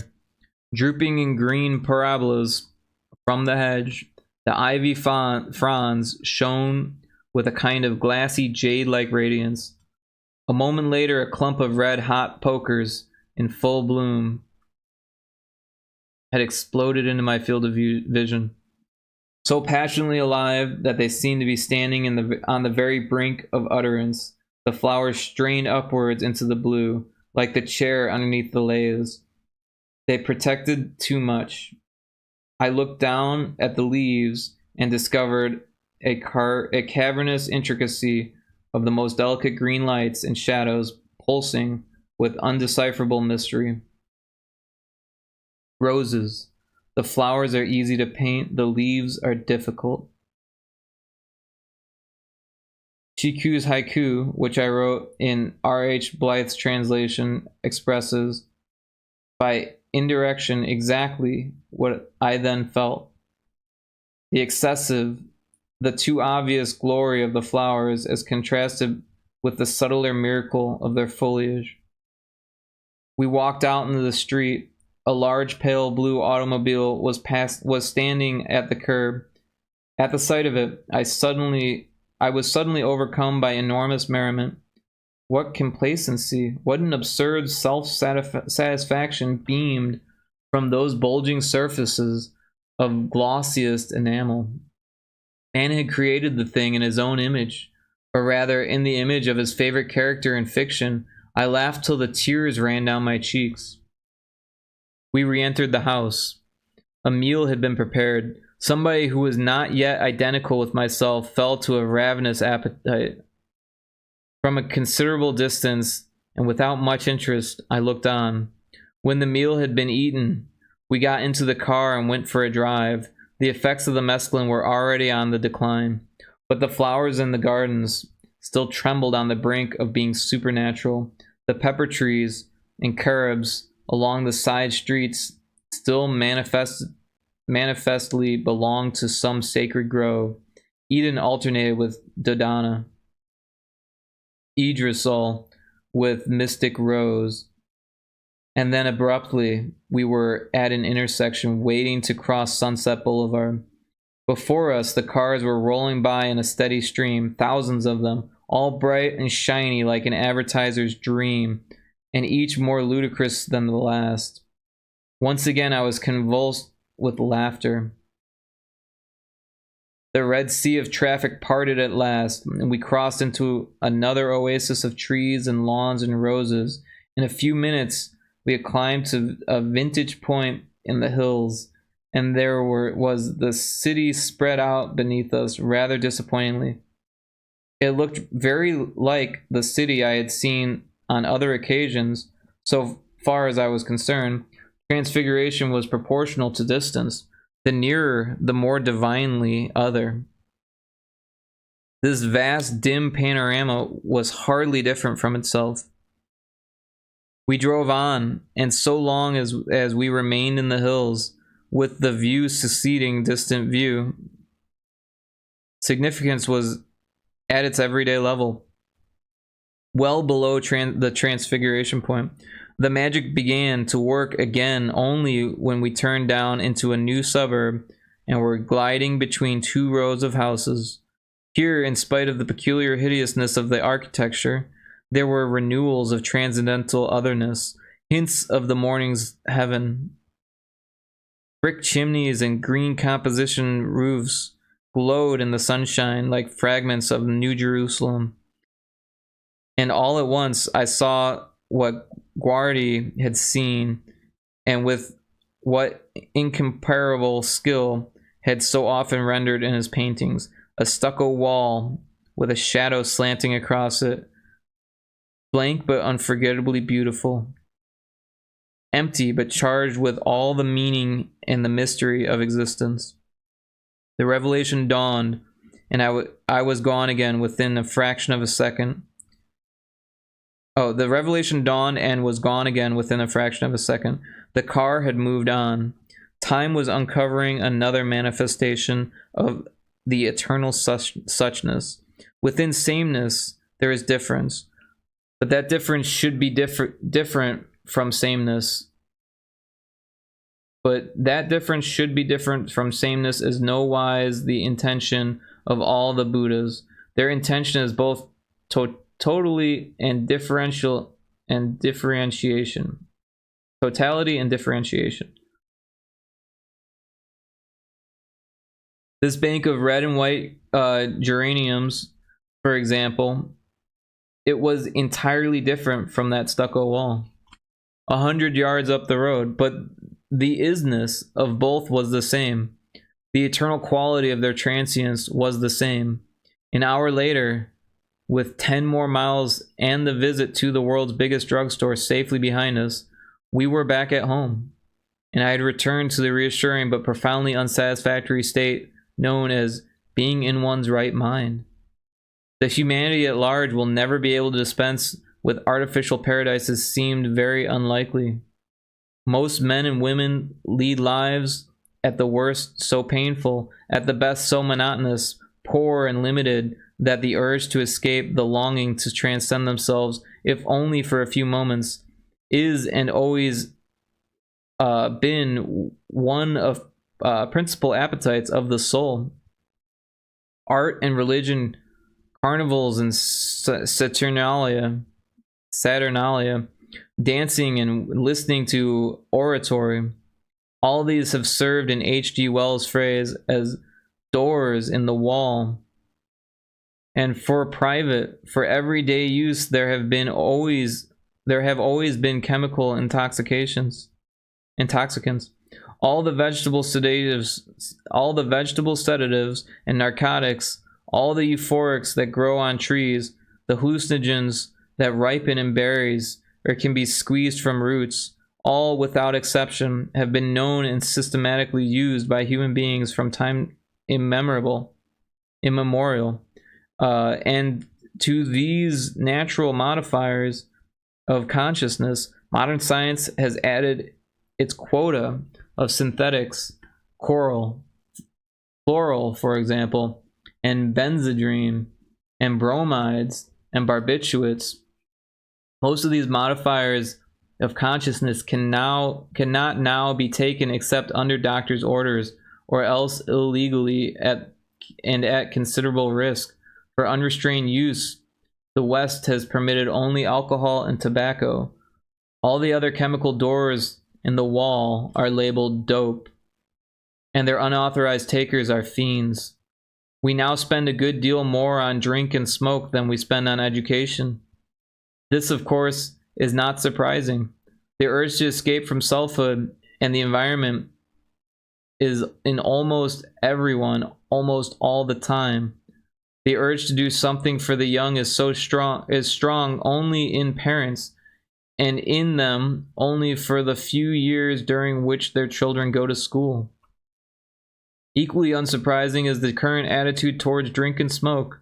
In spite of the growing army of hopeless alcoholics, in spite of the hundreds of thousands of persons annually maimed or killed by drunken drivers, popular comedians still crack jokes about alcohol and its addicts.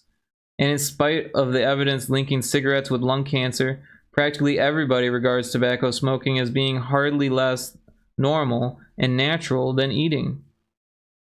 From the point of view of the rationalist, utilitarian, this may seem odd. For the historian, it is exactly what you would expect. A firm conviction of the material reality of hell never prevented medieval Christian... I'm sorry, I'm kind of reading this wrong. There was a page turn there.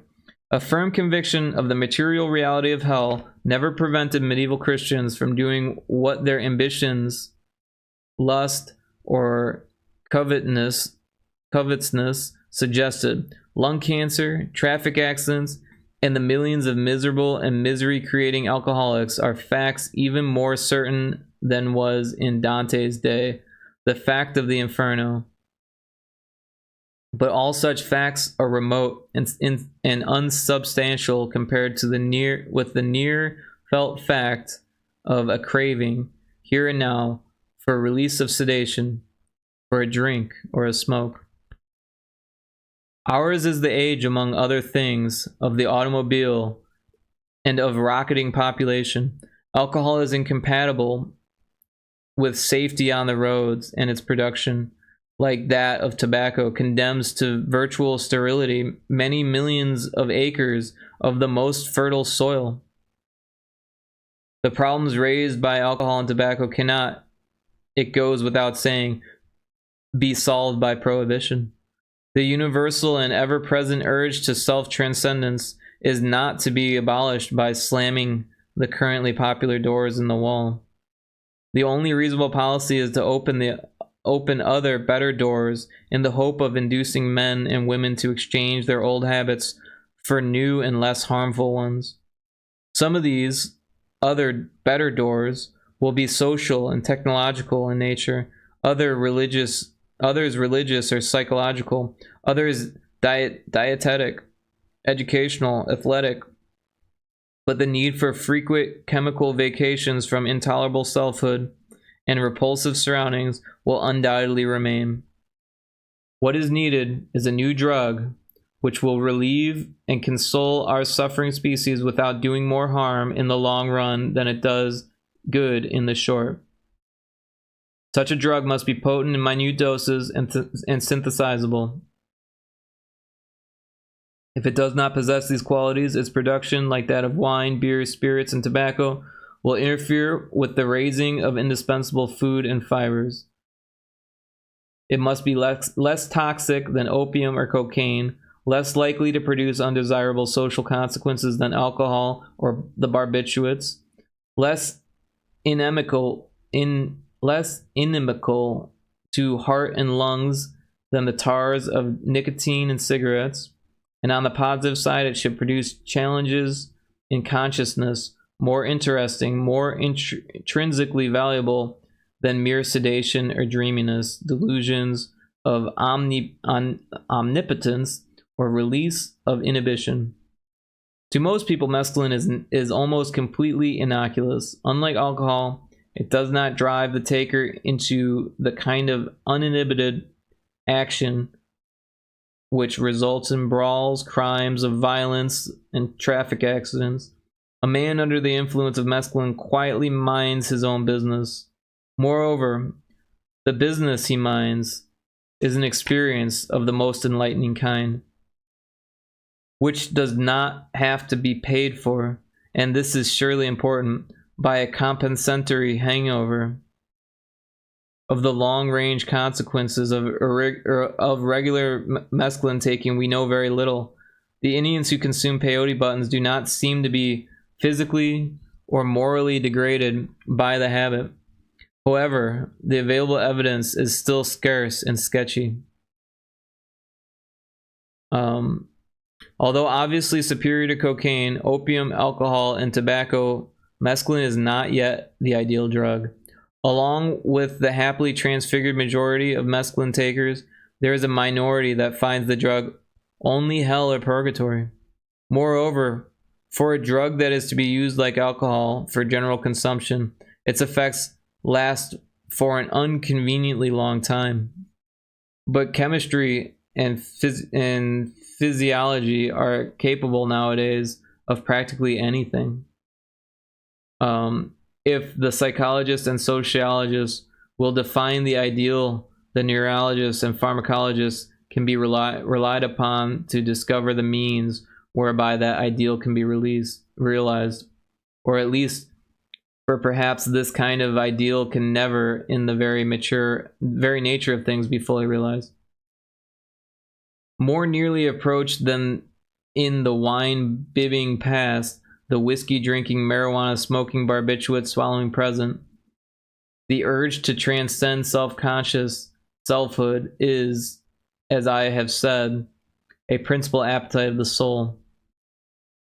When for whatever reason men and women fail to transcend themselves by means of worship, good works, and spiritual exercises, they are apt to resort to religion's chemical surrogates, alcohol and goof pills in the modern West, alcohol and opium in the East, hashish in the Mohammedan world, alcohol and marijuana in Central America, alcohol and coca in the Andes, alcohol and barbiturates in the more up-to-date regions of South America, in poisons, sacres, Iverese, Divinis, Philippines, de Felice, has written at lengths and with a wealth of documentation on the immemorable connection between religion and taking the drugs. Here, in summary, or in direct quotation, are his conclusions. The employment for religious purposes of toxic substance is extraordinarily widespread. The practices studied in volume can be observed in every religion of the earth, among primitives no less than among those who have reached a high pitch of civilization. We are therefore dealing not with exceptional facts, which might justifiably be overlooked, but with general, and in the widest sense of the word, a human phenomenon, the kind of phenomenon which cannot be disregarded by anyone who is trying to discover what religion is, and what are the deep needs which it must satisfy. Ideally, everyone should be able to find self-transcendence in some form of pure or applied religion. In practice, it seems very unlikely that this hoped-for consummation will ever be realized.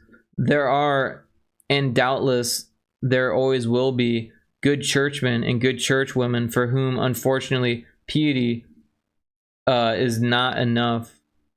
The late G.K. Chesterton, who wrote at least as lyrically of drink as of devotion, may serve as their eloquent spokesman. The modern churches, with some exceptions among the Protestant denominations, tolerate alcohol, but even the most tolerant have made no attempt to convert the drug to Christianity or to sacramentalize its use. The pious drinker is forced to take his religion in one compartment, his religion surrogate in another. And perhaps this is inevitable. Drinking cannot be sacramentalized except in religions which is set no store on decorum. The worship of Dionysus, or the Celtic god of beer, was a loud and disorderly affair. The rites of Christianity are incompatible with even religious drunkenness. This does no harm to the distillers, but is very bad for Christianity. Countless persons desire self-transcendence and would be glad to find it in church, but alas, the hungry sheep look up and are not fed. They take part in the rites, they listen to sermons, they repeat prayers, but their thirst remains unassuaged. Disappointed, they turn to the bottle. For a time at least, and in a kind of way it works.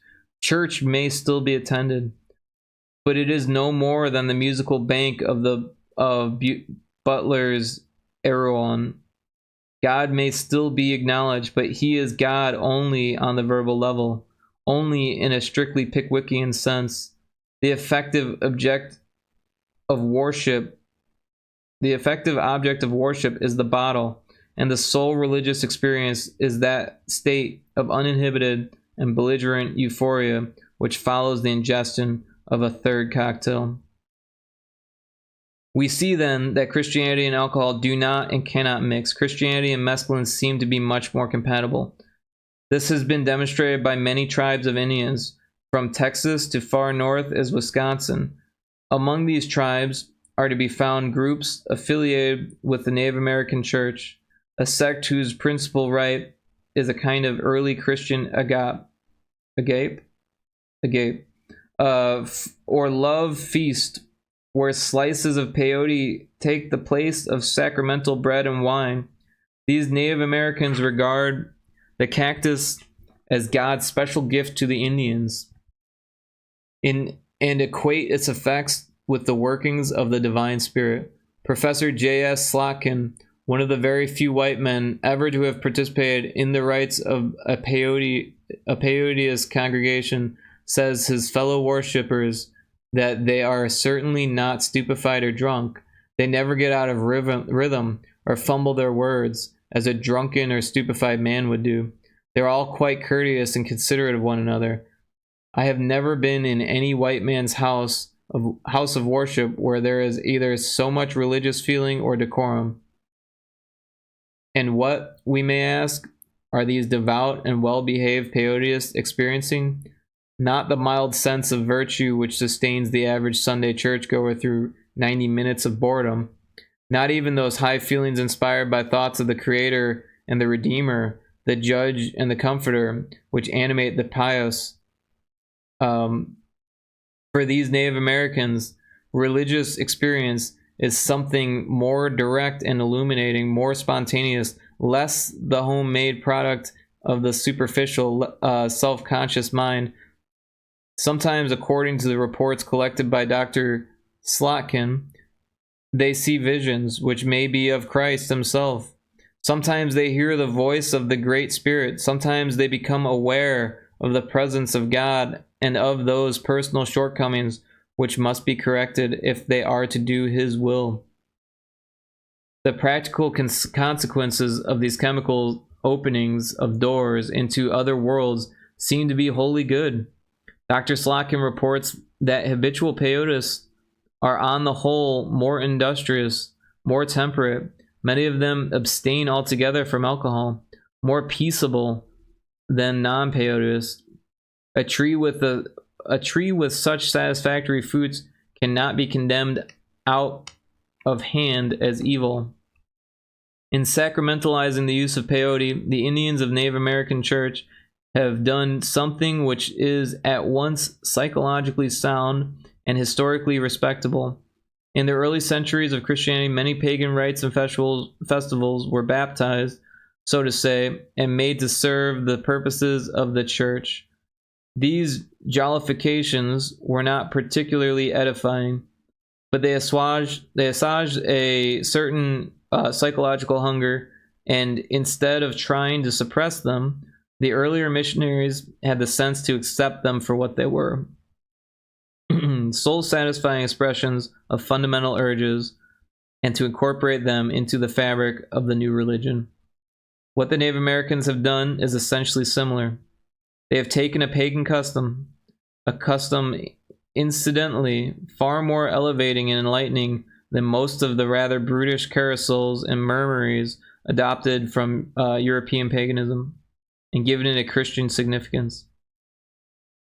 Though but recently introduced into the northern United States, peyote eating and the religion based upon it have become important symbols of the red man's right to spiritual independence. Some Indians have reacted to white supremacy by becoming Americanized, others by retreating into traditional Indianism. But some have tried to make the best of both worlds, indeed of all the worlds, the best of Indianism, the best of Christianity, and the best of those other worlds of transcendental experience, where the soul knows itself as unconditioned and of like nature with the divine, hence the Native American Church.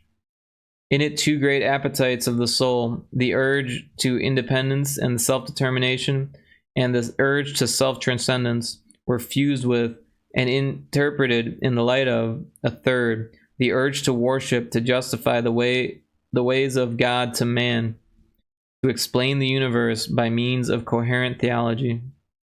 Lo, the poor Indian whose untortured mind clothes him in front but leaves him bare behind. But actually, it is we, the rich and highly educated whites, who have left ourselves bare behind.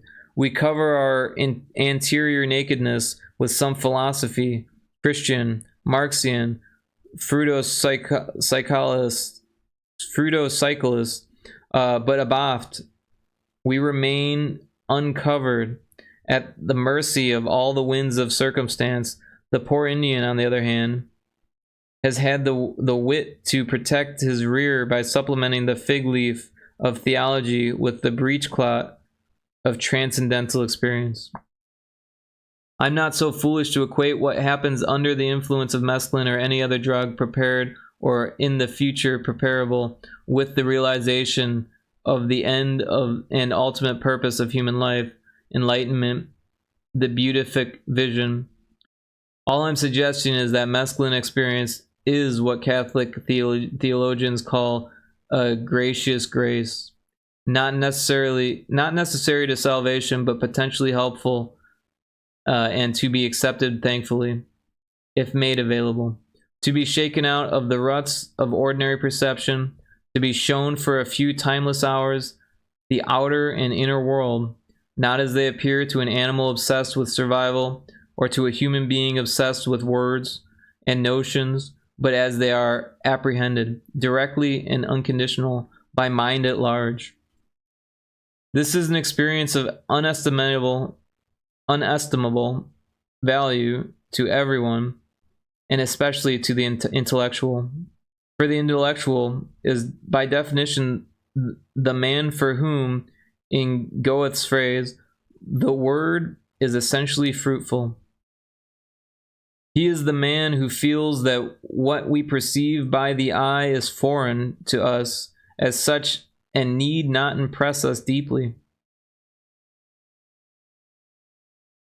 And yet, though himself an intellectual and one of the supreme masters of language, Goethe did not always agree with his own evaluation of the word. We talk, he wrote in middle life, far too much. We should talk less and draw more. I personally should like to renounce speech altogether, like organic nature, communicate everything I have to say in sketches. That fig tree, this little snake, the cocoon on my windowsill quietly awaiting its future. All these are momentous signatures.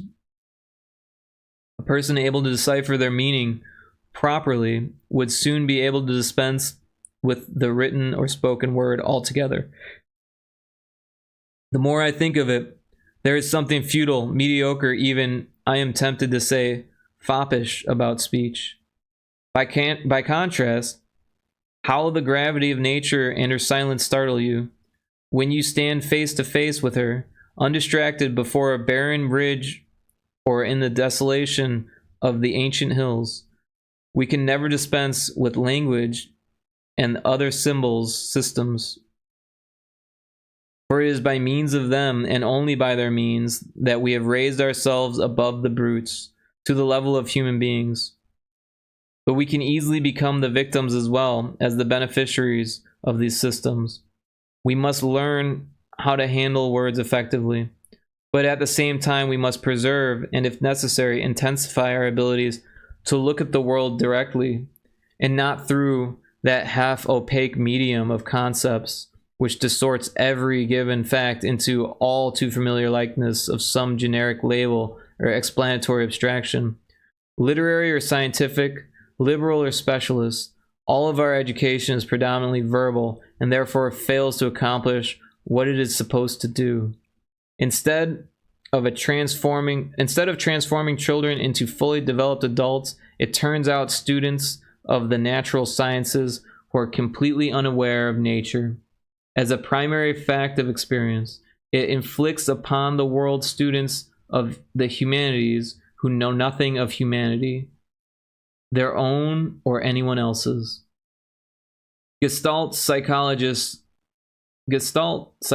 such as Samuel Renshaw have devised methods for widening the range and increasing the acuity of human perceptions.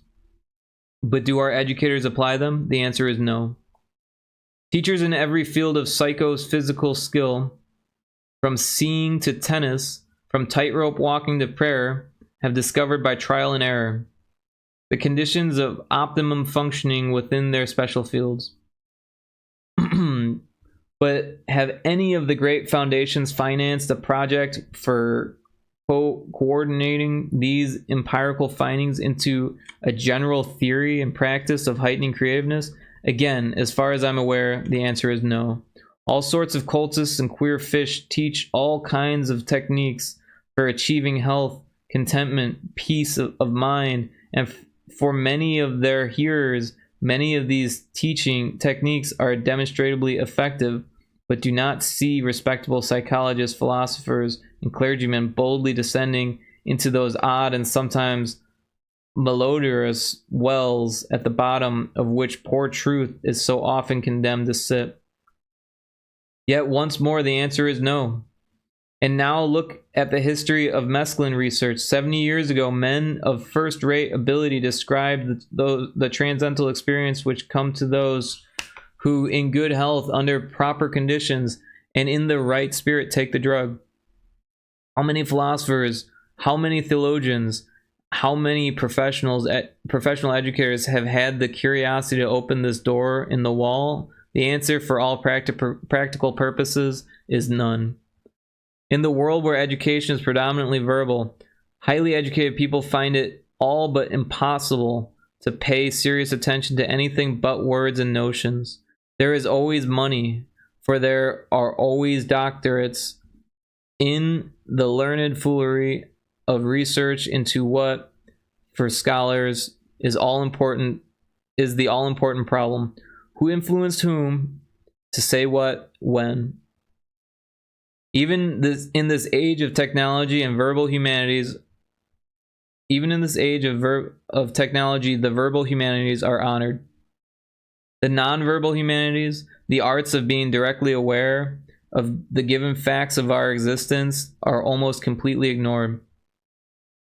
A catalog, a bibliography, a definitive edition of third-rate visifier ipsum verba, a stupendous index to end all indexes, any genuinely Alexandrian project is sure of approval and financial support.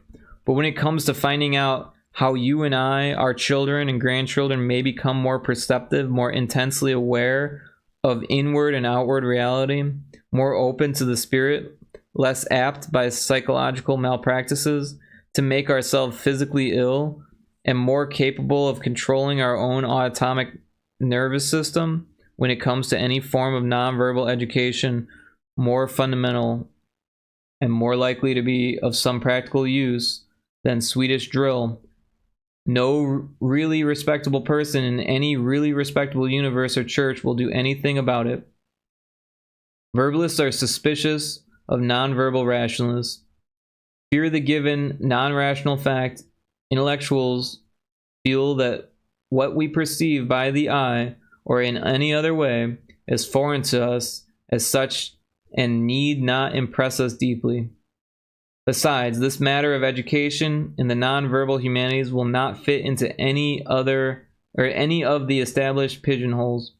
It is not religion, not neurology, not gymnastics, not morality or civics, not even experimental psychology. This being so, the subject is for academic and ecclesiastical purposes non-existent and may safely be ignored altogether or left with a patronizing smile to those whom the Pharisees of verbal orthodoxy call cranks, quacks, charlatans, and unqualified amateurs. I've always found, Blake wrote rather bitterly, that angels have the vanity to speak of themselves as the only wise. This they do with the confident insolence sprouting from systematic reasoning. Systematic reasoning is something we could not, as a species or individuals, possibly do without, but neither, if we are to remain sane, can we possibly do without direct perception. The more unsystematic, the better. Of the inner and outer worlds into which we have been born, this given reality is in infinite, which passes all understanding, and yet admits to being directly and in some sort totally apprehended. It is a transcendence belonging to another order than the human, and yet it may be present to us as a felt eminence, an experienced participation. To be enlightened is to be aware, always, of total reality in its immanent otherness. To be aware of it, and yet to remain in a condition to survive as an animal, to think and feel as a human being, to resort whenever expedient to systematic reasoning. Our goal is to discover that we have always been where we ought to be. Unhappily, we make the task exceedingly difficult for ourselves. Meanwhile, however, there are gratuitous graces in the form of partial and fleeting realizations. Under a more realistic, a less exclusively verbal system of education than ours, every angel, in Blake's sense of that word, would be permitted as a sabbatical treat, would be urged and even, if necessary, compelled to take an occasional trip through some chemical door in the wall into the world of transcendental experience. If it terrified him, it would be unfortunate, but probably solitary.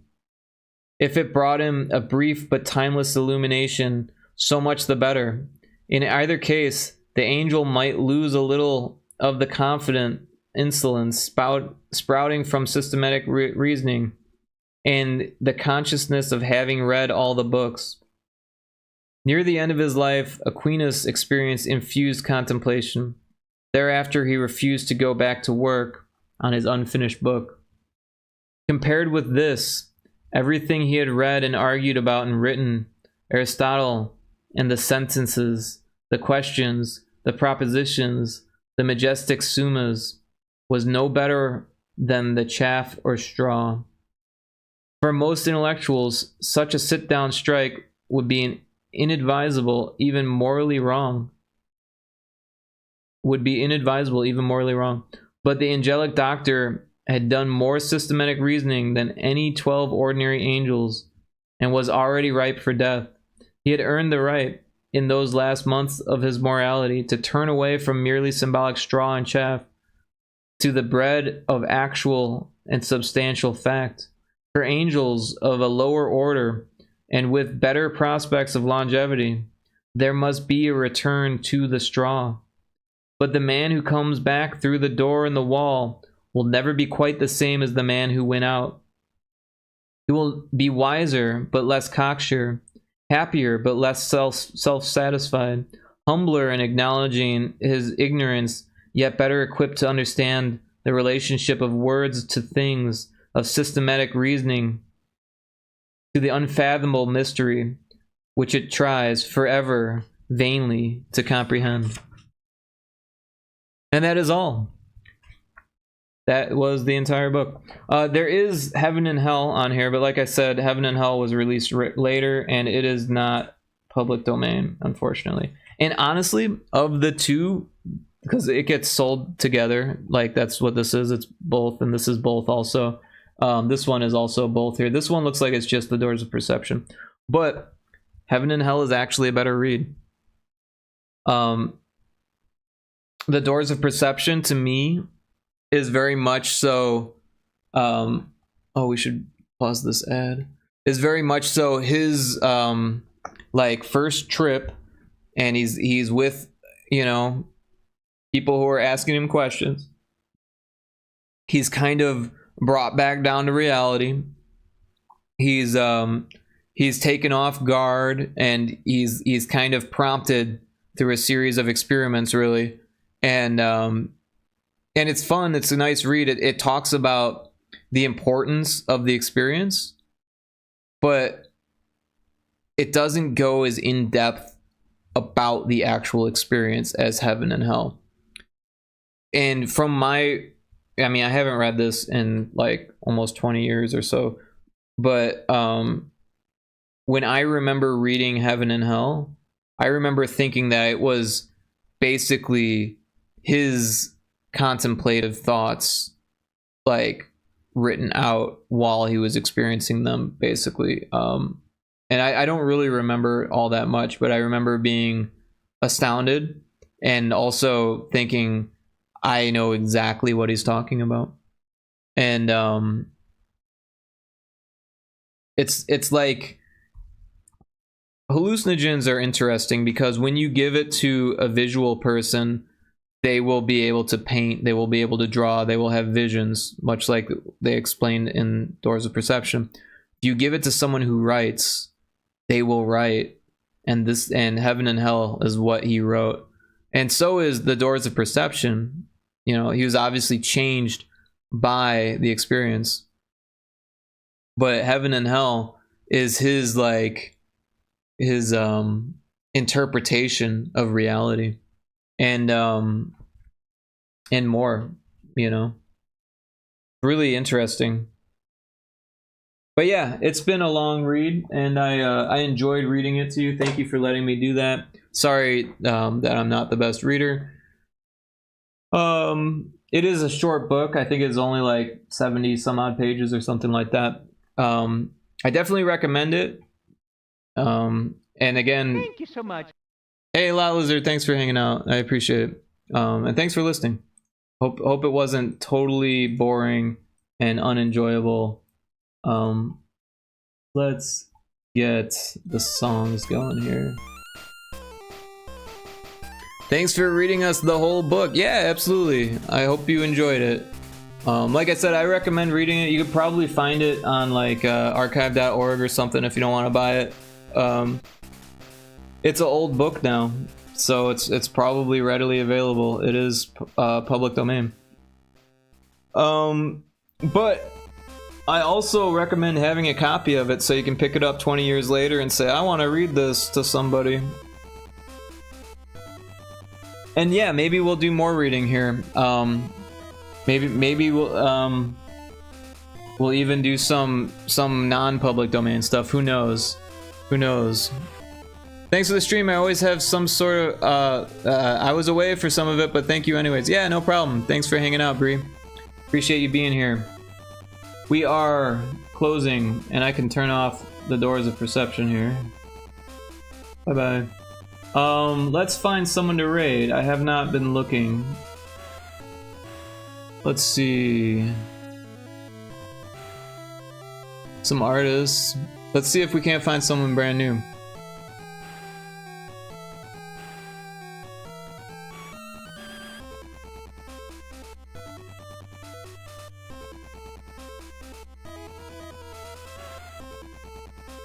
That was the most I've read aloud in a long time.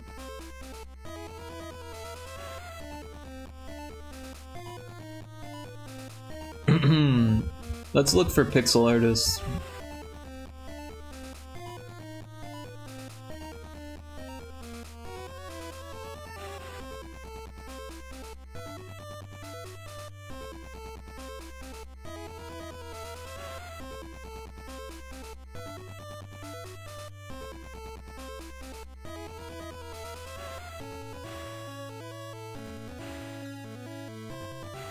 It looks like there are some pixel artists that aren't like, you know, blowing up. So we'll see what these people are doing. There are a couple that are blowing up too.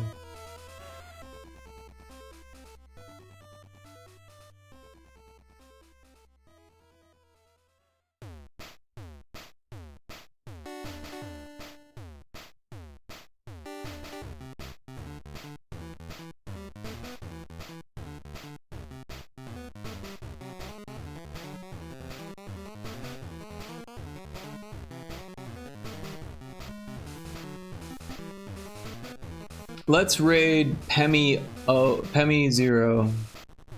I don't know who they are. But could be interesting. Brendan VV is live if you're looking for someone new. Their stream is quite delayed though, heads up. Oh, you like Pemi? Okay. Well, I'll leave it to you, Taco Crab. Which do you think we should go to? I was thinking Pemi, but I did not see Brendan VV. I should take a look. I was also looking at Elensky and Bubbler Muffins. Holy shit, you're still streaming. I read an entire book, Cryptic. Welcome back, by the way.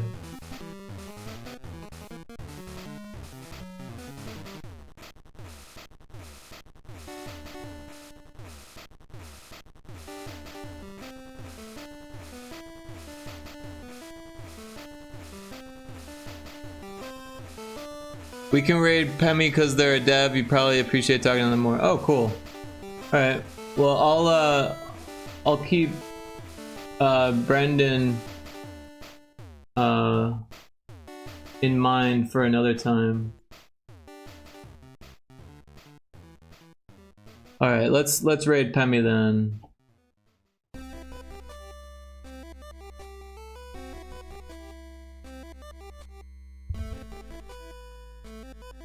And Taco, I appreciate you thinking ahead with the raid, the guiding of the raid. And thanks again, everyone. I really appreciate you all. You're all very cool. Oh, thank you for the raid message. So if you're subbed, you can use the top one. If you're not subbed, the bottom one is for you. And we will be raiding Pemi, who apparently is also a developer, but they're also working on commissions. So that's pretty cool. Again, I'm probably not going to share what I worked on, but maybe I'll share Pyrotoad again. It is getting very close to release, so we want to make sure we do that. And look at what we did today. We got really far on Link, so that's pretty cool. Make sure I save that. So yeah, thanks for hanging out again, people. I really appreciate it. Golden character design for the raid. Wait, that was 2 days ago. That was yesterday's. Never mind. Thanks everyone for just hanging out. I appreciate it. Yep, we are raiding out. See you next time. I don't know when. Probably tomorrow at some point late-ish. What is tomorrow? Tuesday? Or no, today's Monday. So I'll probably start streaming at the very ass end of Monday. We'll see. Anyways, see you next time. Thanks again, everyone. Bye.